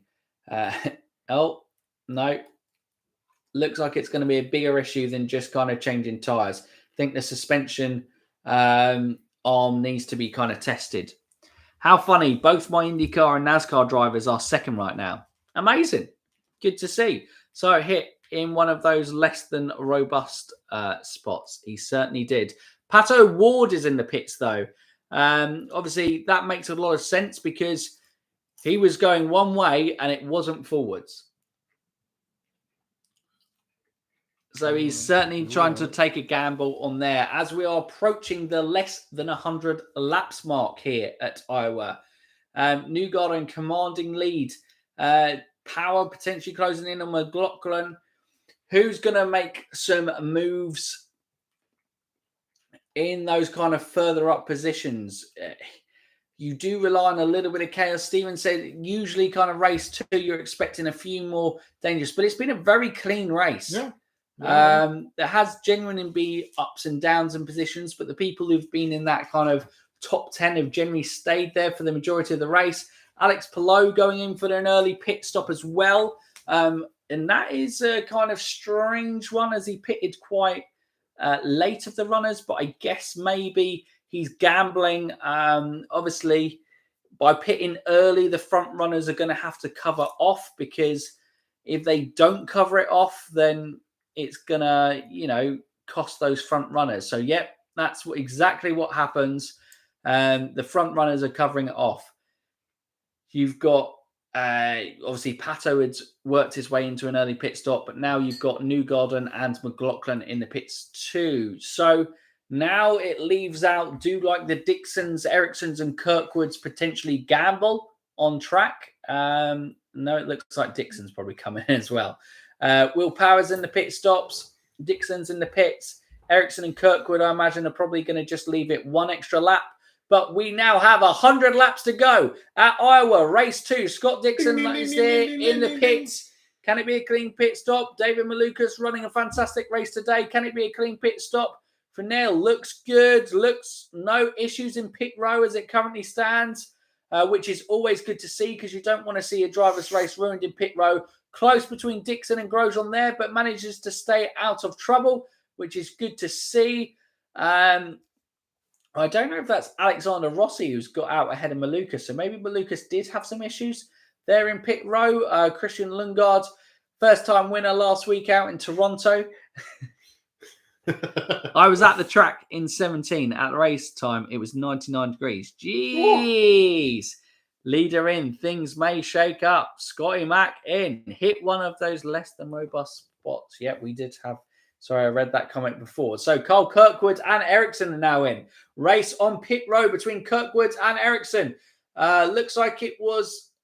Yeah, it's a good stop from Kirkwood. That's going to go out ahead of Ericsson, surely. Oh, yeah. No. Oh, Ericsson it's tight. Ericsson's just about holds on. But those two surely... Whoa! Massively squirrely. Naughty. Big on the throttle from Carl Kirkwood there. And loses out. I was going to say, he just needs to stay tight behind Ericsson there. And he was going to have a real chance on track. But yeah, got a little bit of loose there. And it's cost him a real charge. There's a Meyer Shank. Sorry, not a Meyer Shank. It's an Ed Carpenter racing car that he's working. No, it is Meyer Shank Racing. Sorry, because Connor Daly doesn't race for Ed Carpenter Racing anymore because he got sacked. Auto Nation 100. Is this Connor Daly's 100th race in IndyCar? Ooh. Potentially. Not sure on that one, but interesting for sure. So I'll try and get a little bit lights as it gets darker. And it seems like, the light is bright in my eyes. Maybe we need to turn the kind of big light on as well. Sure. The big light. The big light. Ericsson and obviously lost out big time, but having pitted a little bit later, it does mean that you can carve your way through the field a little bit more. Herta was nearly lapped. Now he's P6. Crazy, isn't it? Absolutely mental how this can change. Big winners on pit row. Pato Wards moves up into P3. But obviously, we know Pato did pit earlier in that stint. It looks a problem for Stingray, Rob. Oh, he's got tyre loose. That's going to be a caution. That's going to be a caution. That's a tyre. Tyre. How do they not call the caution? Suna is coming back. The revenge of the tyre. Oh, it's and as we ride on board with the tyre, it may well make its way back to the pits all by itself. Look at it go. Look at it go. It's flying out there. Holding the inside line beautifully. There may be cars going, that's going to be intercepted by the Air safety team. Look at him go. He's getting out of the car. Get that tyre. Hey, what are you doing out here? You know you're not allowed out by yourself. You've had a few too many friends. Get back here. Let me back on track. I can still race. I don't need a car. I can still race. But it is still a caution. Sheesh, that was close. Absolutely. By me, someone's brought a NASCAR car onto the track right now. Wheel off. Yeah, it could have been really bad there. I don't know what happened. They tried to stop him, but the wheel nut just did not go on. The wheel nut fancied racing it, and then it was like, Stingray, stay low. Ty, whoa! That was the close ones. That was the ones that really could have caused some serious damage there. Josef Newgarden was potentially in danger there. If you get hit by one of those tyres, could ruin your race for sure. But that's for stuff like on this track. Aero screens, they do protect a little bit better with those tyres. Halo's aero screens, because obviously that was the last fatality within IndyCar. It was unfortunately on an oval. God, what's his name? Escapes me. British driver. I want to say Jonathan.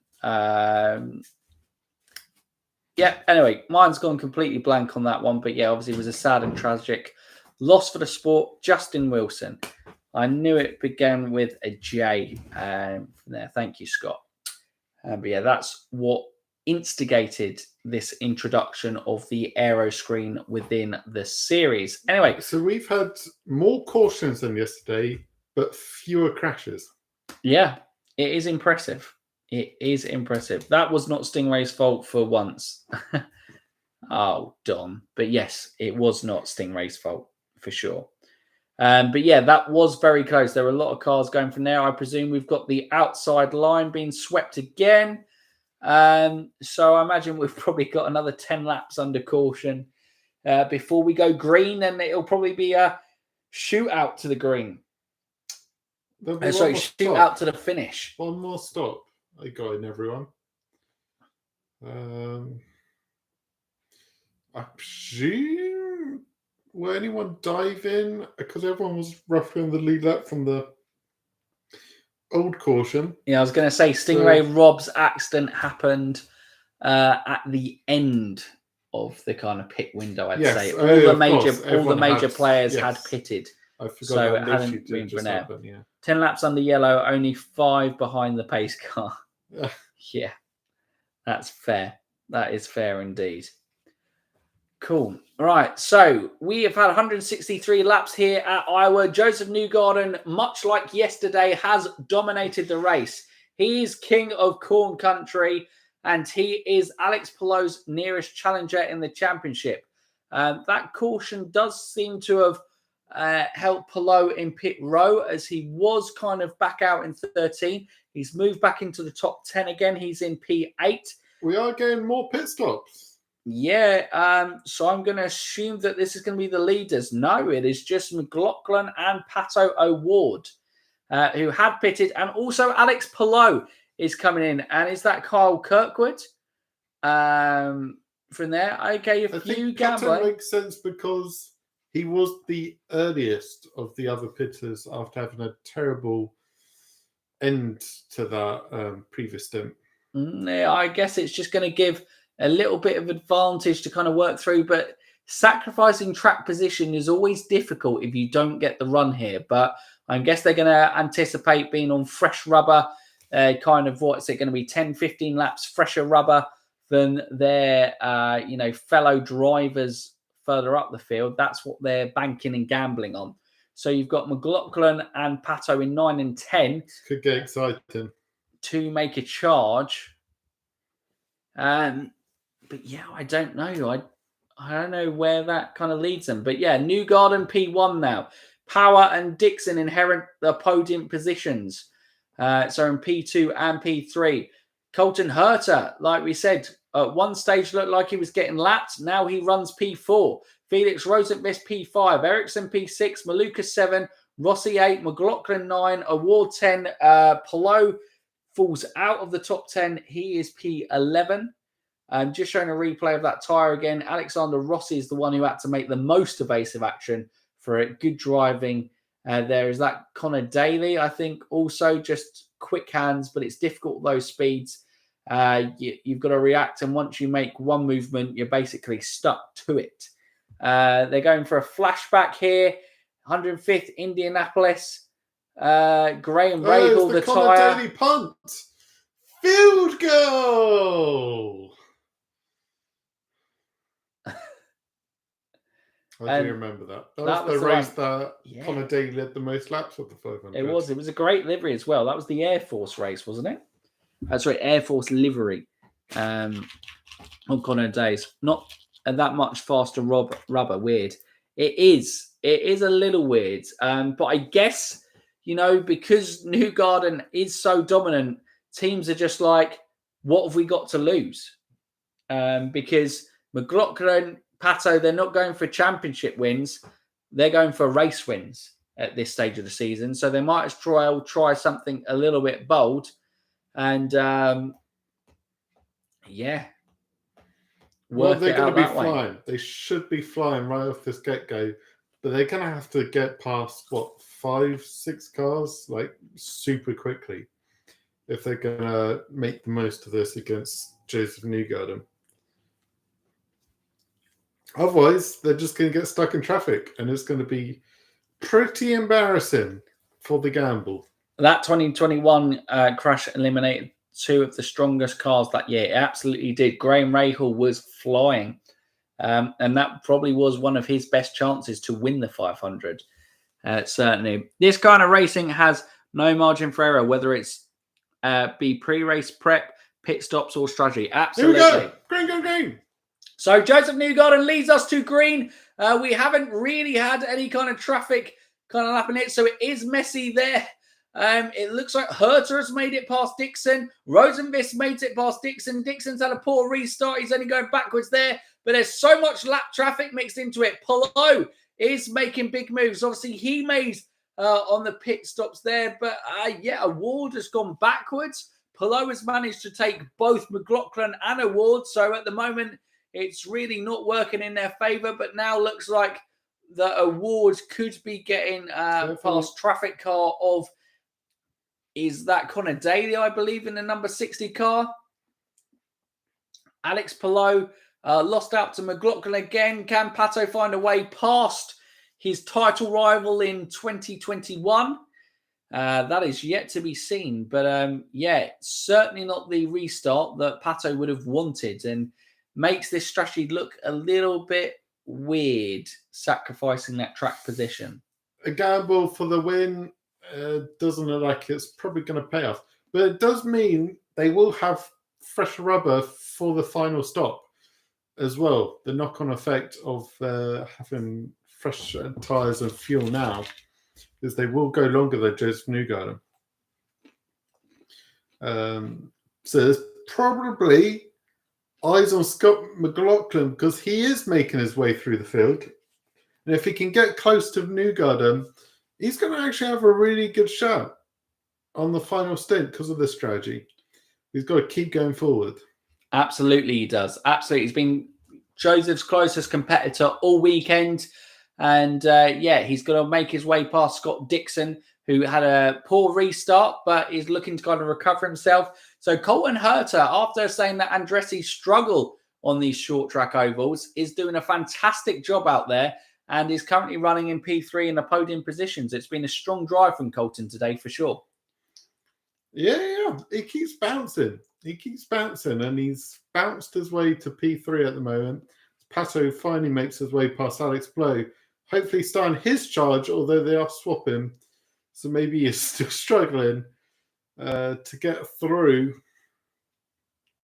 Power, although it looks like he struggled massively in the early stages of this race, I don't know if they find a better balance in this car in the second half of this race because he's running up there with Newgarden. We know Penske have had the strongest package all weekend. It's good to see that Will Power is kind of back up there challenging. I'll give a quick rundown of the top 15 for you. So Newgarden, like he has done for the majority of this race, is leading. Will Power is P2, Colton Herter P3, Rosenqvist P4, now the highest placed Arrow McLaren driver. Scott Dixon P5, Scott McLaughlin 6, Ericsson 7, Malukas 8, Palou 9. Pato Ward rounds off the top 10. Alexander Rossi, his Arrow McLaren teammate, is in P11. Grosjean P12, hanging in and around there. Kirkwood, who was running so well in the top 10 for such long stages, looks like he's had a few issues and is now running P13. Callum Ilott is P14 with a lap down, so Kirkwood is the last driver on the lead lap, and Christian Lundgaard is P15 as well. Felix Rosenqvist on the inside of Colton Herter moves into the podium positions for the first time this weekend. Hello, Felix. McLaren seat on the line. He's got to start pulling out consistent podiums, if not wins, to keep that seat. Making the big move as Colton Herta, the struggles of Andretti on short ovals, may be coming back to the truth. As he is going backwards, Scotty Max is going to make no time of him. No hard work to get past Colton Herta for Scotty Mac, as he now has his fellow Kiwi in front. Still making moves. He's still 5 seconds. Scotty Mac, he's going to be a dark horse here. And it's weird to say dark horse because he has been second best to Newgarden all weekend. He has been the closest rival. But of course, Newgarden has been such a clear favourite. Anyone who has a real shot is kind of a dark horse. I think he's going to look really strong in this last stint, actually. Yeah, he certainly has been one who has made that strategy work because he is flying out there. So that is Grosjean and Kirkwood, Andretti teammates. We know from last year that Grosjean has no gripes with making contact with his Andretti teammates. Does not make him popular with his teammates, but it is hard racing. Scotty McLaughlin has made easy work of those cars in front of him. I can see it's only a matter of time before he gets past Rosenqvist. But then he's got a little bit of work to do to catch up with his fellow two teammates in Will Power and Josef Newgarden.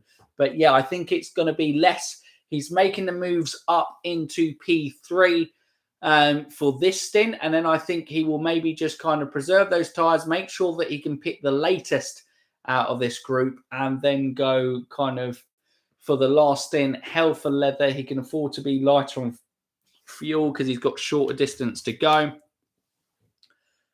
Make sure that kind of rubber is a little bit fresher than his teammates. As we can see, even just, a couple of laps difference does make quite a significant factor here when you're overtaking cars on track. Unless you're Pato Ward. Alex Palou has moved his way up into P8. But Pato Ward has maintained around that P10, although he looks like he is making his way past David Malukas. P9! Pato!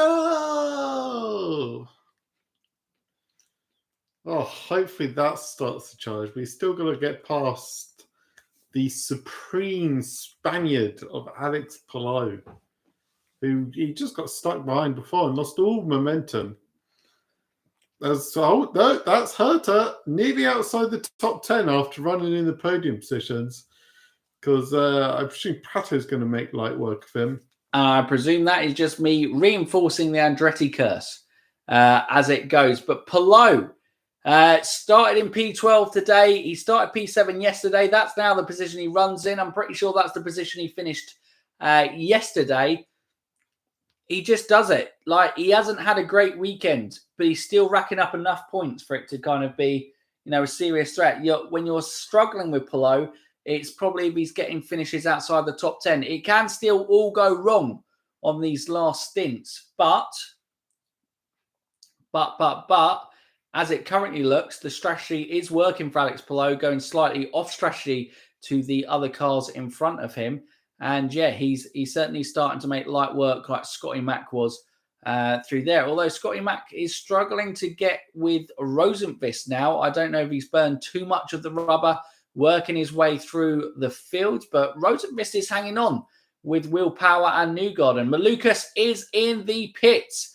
That's surely got to be last pit stop, isn't it? Yeah. He's in the window. Just under 60 laps. It's on the maximums. So he's going to have to do a bit of fuel saving. Malukas has probably races over because of that early stop, realistically. I wouldn't say maybe necessarily race over, but I think he's going to struggle to hold on to that top 10 finish, which he's done so well to compete all day. So I really hope for Malukas he can secure one.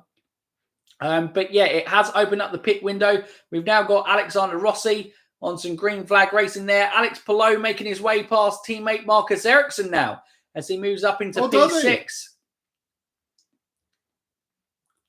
I think surely he's got this. Surely he's got this, Alex. I think the lap traffic is just going to hinder Marcus Ericsson here. But Ericsson certainly isn't giving up without a fight. Flows and is that Takuma Sano? Oh, it is. It is. A Chip Ganassi car gets in the way of another Chip Ganassi car getting past another Chip Ganassi car. It's Chip Ganassi chaos. It's triple choc Chip. It is triple choc Chip. Oh, jeez. Unbelievable. Oh, we've lost the timing sheets. We have no idea. We're just seeing the start-finish line. The speeds they are carrying is just mental. You can kind of lose perspective when you've got these aerial shots and whatnot. When you're just on that static camera and they're crossing the line for a millisecond. So it looks like Alex Palou has gone for another pit stop. Interesting. So he's putting himself back on everybody else's strategy. Yeah. Was Palou on the early stoppers under caution? Well, him and Pato. Oh, did he pit with Pato and McLaughlin? He did. Oh. I did not realise. Maybe they literally just did a splash and go. Maybe they did. So maybe they didn't really fuel up at all for Palou. Interesting. Oh wait, Pato's in. I think they all did. I think so. They mustn't have done a fuel stop under the caution. I did not notice. Will make a lot of sense. Just go for a tyre, quick stop from there. Scotty Mac's in now as well. So we've got, this is the last round of pit stops for everyone. So this is literally it with the green flag to the end. Obviously, we can still have a caution as we're approaching the last 50 laps here at Iowa in race 2. Josef Newgarden has done, like he has done for most of the weekend, absolutely dominated here. Can he see it home? Can he see it home? I clearly got it completely wrong saying the alternative strategy could pay off. Because it definitely ain't. Oh, shocking. Shocking then from the number 3 and number 5 strategy teams. I don't know if it's kind of, well, yeah, I guess it is, because all they've done is just pitted an extra lap here because they haven't got into it. But Felix Rosenqvist has moved up into P2 after that round of pit stops, as there's 50 laps to go. And Will Power is P3, Scott McLaughlin P4, Alex Palou P5, Herta 6, Dixon 7, Ericsson 8, Award 9, Malukas outside in that top 10, so he will struggle to maintain that on Alexander Rossi, I would imagine. Carl Kirkwood 12, Grosjean 13, Lundgaard 14, and who's going to win 15 is VK Pitts. Ilott 15, most likely. Whether Scotty Mac tried doesn't look to, whatever Scotty Mac tried doesn't look to have worked. Absolutely. Yeah. Felix Rosenqvist, P2. Now, the biggest mover in this race so far. Could he actually challenge him? Well, I don't know if he can challenge. Maybe. It would be a big shock if Felix Rosenqvist can challenge here. But here is my thing.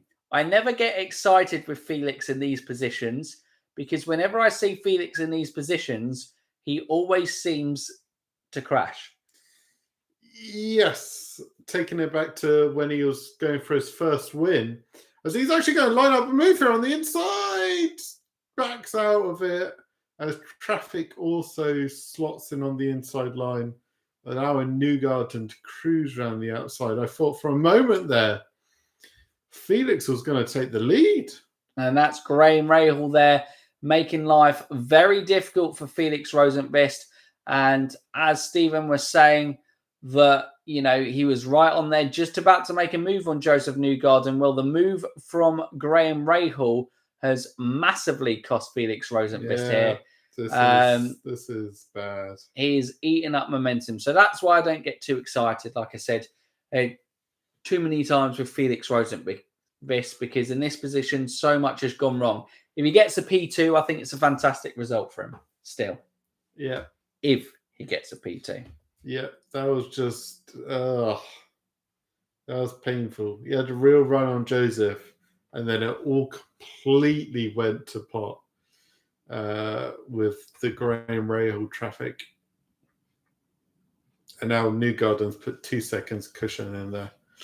Absolutely. Got 16 of you in the stream, so thank you so much for going and doing that. If you want to give a thumbs up, much appreciated. It does help on the channel. But yeah, hope you're enjoying this race.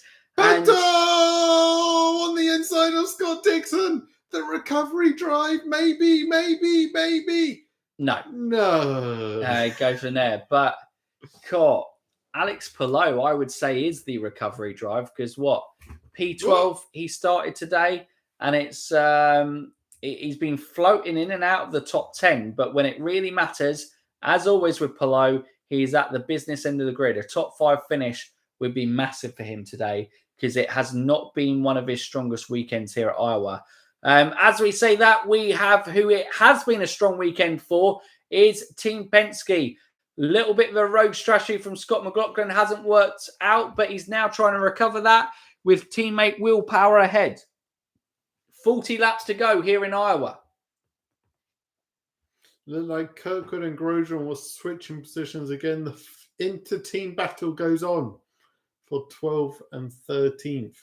What a day for Andretti. As Herta recovers after that round of pit stops back into the top 10 in P6. Can he survive? He's done a decent job, for sure. Terrible at the end of the stints, though. So what will happen at the end of the race? Looks like it's Pato. Oh, Pato on Dixon. Finally. Herta in his sights. Can he keep the momentum going forward, or will Scott Dixon fight back on the outside line? He does. But Pato back on the inside line. What a fight this is. Side by side. Great wheel-to-wheel racing, and neither driver willing to compromise or give up a position. And as they kind of fight, I don't know if it's, kind of using each other. It has allowed them to catch up onto the back of Herta, and Dixon goes immediately from defensive to the offensive. But he didn't make that move stick on Herta, which now potentially leaves the gap open for Pato Ward. Goes to defend the inside. Hasn't defended it inside enough. Looks like Pato's going to have the run going into turn 1. They cross the start-finish line. Will Pato have enough? No, it doesn't. It looks like Dixon's got enough, which will then looks like it lines up Dixon to have another shot at Herta. This position fight for 6, 7, 8 is the most exciting stuff on track currently as it goes. But yeah, this fight, Pato Dixon, is brilliant wheel-to-wheel racing from the two. Brilliant driving on the grooves. No mistakes from either of them at the moment. Just kind of tough, really tight racing. This is the closest Pato's got. He's definitely going to make a move.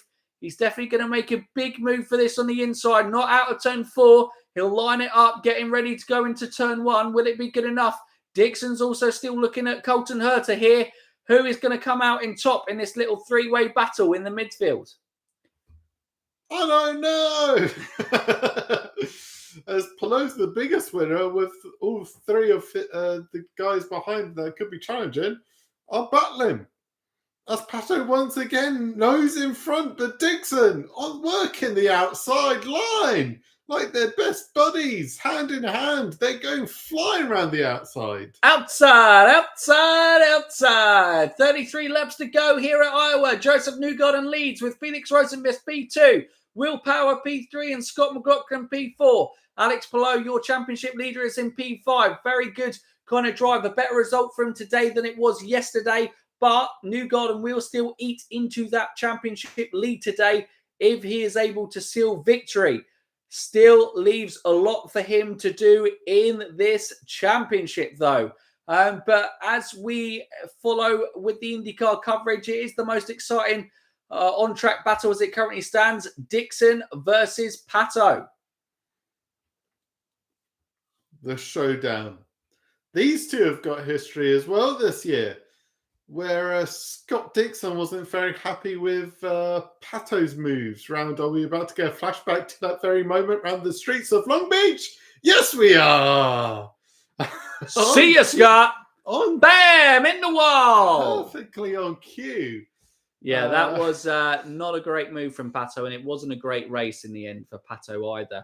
But yeah, Scott saying this is why... Oh, Pato's made the move. Pato's nipped in front as we had the flashback.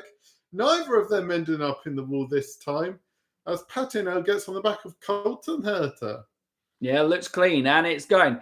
And aside, this is why I get wrangled when people say ovals are just going in circles. This race has little in common with Indianapolis or Texas. Absolutely, it is vastly different to those super speedways. The way that you're kind of working through traffic is kind of masterful here. You're kind of catching up, and it really does. Obviously, the different aero package as well is a big thing as Malukas falls off the lead lap, but is hanging on to his top 10 position. So points as they stand, Newgarden reduces the gap to 75 points in the championship, but that is still a lot of work. But I guess he started this weekend 126 points behind, so he has taken 50 points off Alex Palou this weekend. If he takes another 50 points off in the following 2 weekends, then we have a championship fight. But it is going to be difficult because we're back on kind of, what are we next time out? Nashville, I think we are. Sounds about right. So anything can happen there. And it doesn't necessarily mean Josef Newgarden will be able to win there. It is a very difficult track to do well. And, Colton Herta in his first season completely dominated, had the quickest car all weekend, but still managed to lose the race. People say ovals are just going around in circles, don't understand geometry. Oh, Bal. 25. Basic geometry. It's so aggravating. Kirkwood probably maybe looking to make a move into that top 10. Alexander Rossi lost out a couple of positions to Grosjean and Kirkwood there. He was the closest competitor getting into that top 10. But yeah, I don't know if there's maybe some contacts there with Alexander Rossi, or is this Felix Rosenqvist trying to navigate his way to try and get somewhat close I think it is Felix Rosenqvist, somewhat close to Josef Newgarden. But the gap is 4.5 seconds as it stands. No one can challenge the king of corn country. So Dixon lost out to O'Ward. Now it looks like he might lose out to his teammate Marcus Ericsson, who has been, Dixon and Ericsson, very up and down yo-yo sort of race. They were up there challenging for podium positions. Now they're there just trying to fight and stay in the top 10. Neither ahead of their championship leading teammate Alex Palou. But yeah, Newgarden has checked out of everyone bar Felix Rosenqvist in P2. They're going to need a caution and need a small caution quickly because as these laps run out, we know it's kind of pretty difficult here to kind of let the laps go to green here. It usually is an average about a 20-lap caution. Oh, Pato on the outside of Herta. The charge continues. The recovery for a guy who was running a lot of the race in the podiums or just outside, went gambled on an alternative strategy, hasn't paid off, but he's trying to recover as much as possible. And Josef Newgarden is coming up on Marcus Ericsson to put him down and off the lead lap. 20 laps to go, as we said here before. It is a tight fight, great wheel-to-wheel racing. Again, Newgarden is just such a skillful operator working his way through this field. There is no one in IndyCar who is better working their way through traffic on short ovals than Josef Newgarden. But yeah, Colton Herta fighting back, like Stephen said there, against Pato Ward, as behind them, Josef Newgarden is working his way past Scott Dixon as he puts him a lap down. It's a replay. Don't panic to those people, Josef Newgarden fans. That isn't Newgarden losing it and putting it in the wall, having a suspension failure. That was, a replay of last year. And that basically kind of really stuffed his championship. It summed up his championship hopes with kind of things just going wrong for Josef Newgarden last year. He got concussion. All the key moments. Where this year, if he manages to kind of, he knows Iowa's his strong track. He knows it's a track that he can cash in and bank in on. If he wins 2 races this weekend, it is a mega effort from the All-American superstar. The old Rio track was a trapeze. Okay, here you go. It is a great run for little Dave, especially holding on to that top 10 position. He's got 16 laps to go. It's going to be difficult for him to hang on and go from there. As it looks like Pato Ward is now a lap down. Newgarden is carving through everyone. No one is safe. Whoa! Little snap there as Newgarden went up on the inside. Cutting off a bit of the, air? The airflow. If you get cut up, you can all of a sudden find yourself going sideways, but it's caught by Ninja Hands Pato. Certainly causes a cross disturbance in the clean air going into the aero kit, which can affect the downforce and lead to those sketchy moments that Pato experienced. But old Ninja Hands, it's going to take more than that to kind of make him put it in a wall in a short oval like this. So the fight as it continues, Herta has managed to get his way past O'Ward again, maybe taking advantage of him losing that. It was a off moment, and with the speed is so important on these short ovals and getting in the rhythm. And, you know, once you get a run on these things, it is so difficult to, once you lose it, to hold on to positions, but also lose positions there. As we see, Dixon now gets past Pato. Ericsson gets past Pato, and it is the Pedersen incident again, as Pato stumbles on one car and just goes backwards. As Felix looked like he was getting another run on Newgarden, but has dropped back to nearly 5.5 seconds. Newgarden, 11 laps to go. Geez, these last 50 have gone. Caution! Caution. And 11 laps to go. In my books, that's race done. Could red flag it. Who is that? Ryan Hunter Ray? That is Ryan Hunter Ray in the 20 Bicknell car. Looks like he's had contact with the wall. Going to be a debris check here. I don't think they're going to brush the outside line. They're going to want this race to finish under green flag.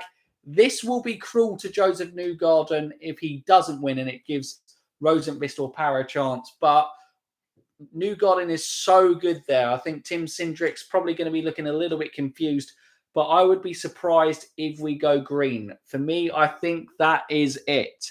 That's another quick caution, like the Canapino one. No loose parts on that car. It doesn't look like the wall probably... Well, you said quick caution like Canapino, but obviously on Canapino, we were still under caution for about 20 laps. Whoa! I meant like a quick call of the caution. Jeez, and that was Scotty Mack like, eating up the debris. Called there, yeah. Like the Canapino incident. Come on, red flag shootout. potentially. But yeah, look. If it ends under green flag, it ends under green flag. If it ends under caution, it ends under caution. I'm just confused. I'm confused with these caution shouts. They didn't throw it for Sato. They didn't throw it for Will Power yesterday. In fairness to it, that was the biggest hit of the two. Or of the three. Of the three? Yeah, that was a big hit. He went in real kind of pace on that one. They didn't even call a caution when there was a tyre on the track on its own. And you're saying they're just calling a caution because they hit? Yeah. Nah. Yeah. 8 laps to go. Think this is game over. I think that's a poor call. I agree. I think there's calls that have been sketchy this race. Like the Stingray Rob, when he's got a loose tyre, you can call an early caution because the tyre comes back on track. They didn't call an early caution, but for Canapino and Ryan Hunter Ray, who just brushed the wall, hit the wall, not just brush it, but carry on with no loose parts, I don't know why you call a caution. A wall hit can throw debris onto the track, and obviously we saw that debris go underneath Scotty Mack's car. Which what's the caution doing then? Clearing that debris up. Look, Scotty Mack cleared the debris up. He hoovered it. It went right off the track. It went flying over the catch fence. He was the Hoover Dam. 7 laps to go. Guys are in the pits as well. Interesting. Oh, late call there. Everyone's diving in, other than Josef Newgarden, because that's Rossi. I think these are all back markers. Look, Scott Dixon's in there. Did they have to bypass the pits? Oh, is this to let lap traffic through? Oh, starting procedures are confusing sometimes. No idea. And they are doing it as if we are going to go to green, but I just think we're going to run out of laps, to be honest with you. Well, it should be a 2-lap shootout, I presume. Whoa! What is going on? Does Scotty Mac need to come in? Did he just get confused? Was that a late call from Grosjean?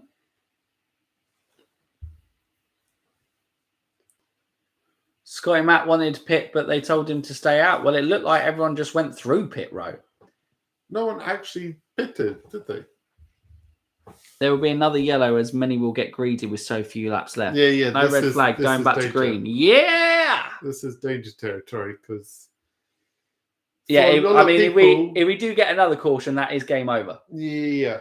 I doubt they'll do an Indy 500 on red flag. But Felix Rosenqvist is going to have a chance here to upset Josef Newgarden. Alex Palou is going to have a chance here to end up on the podium if he has a good restart. Or it can work the opposite way and he can go backwards and lose out big time on places.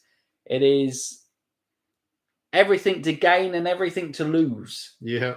In this position. 250 laps, and it's going to come down to the final two with how your weekend goes. Can be cruel.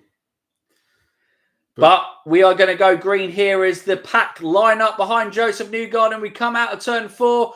We are going to go green flag here with Josef Newgarden. Will Power makes a move on Felix Rosenqvist. Alex Palou's making a move on Scott McLaughlin, makes the move. Alex Palou's up into P4, so he's had a good restart there. Will Power's gone. He's going to go into the podium positions. Like we said, this has massively benefited Alex Palou in the championship there. He was settling in for P5.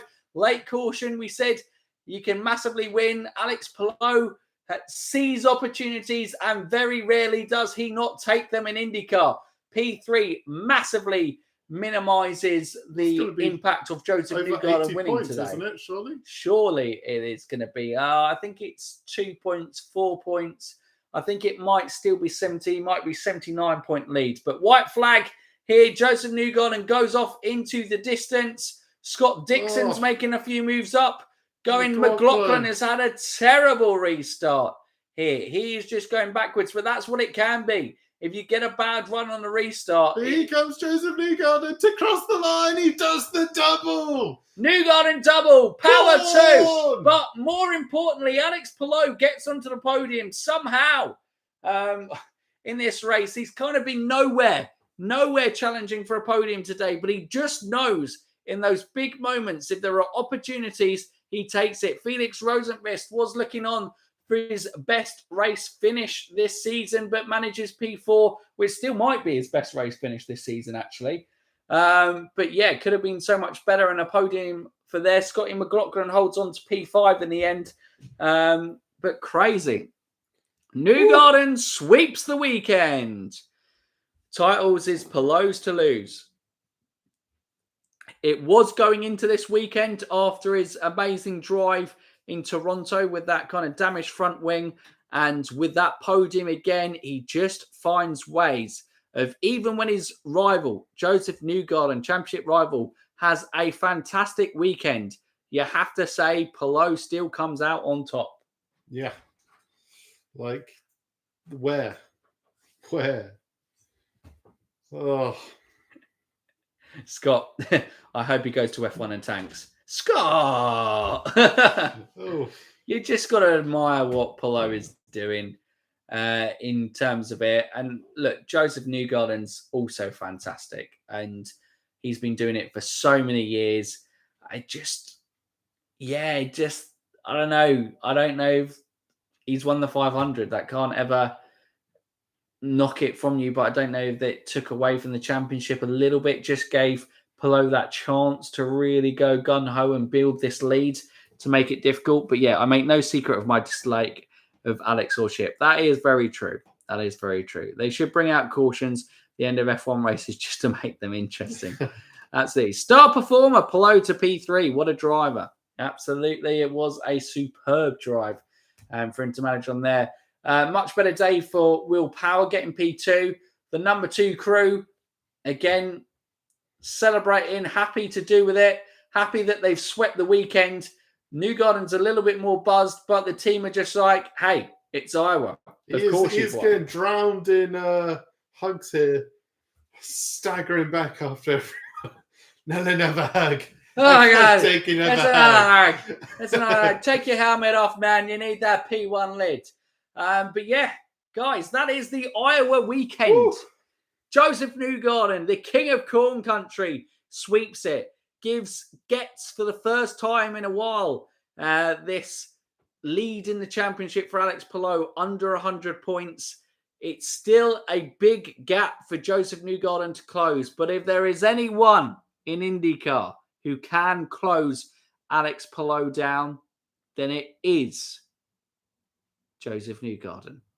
It was a dominating race for him. Even at that restart, you just kind of felt like it was Josef Newgarden's race. He just knows this track inside out and knows what to do. Of course, Alex Palou smiling there and Josef Newgarden trying to punch him and give him a dead leg because he's going, something's got to stop this kid because Joseph's like, how's he got on the podium? Like, why are you lining up? Is that why are you here? Palou, you weren't 3, right? Palou? Alex, you weren't 3rd, were you? Yeah.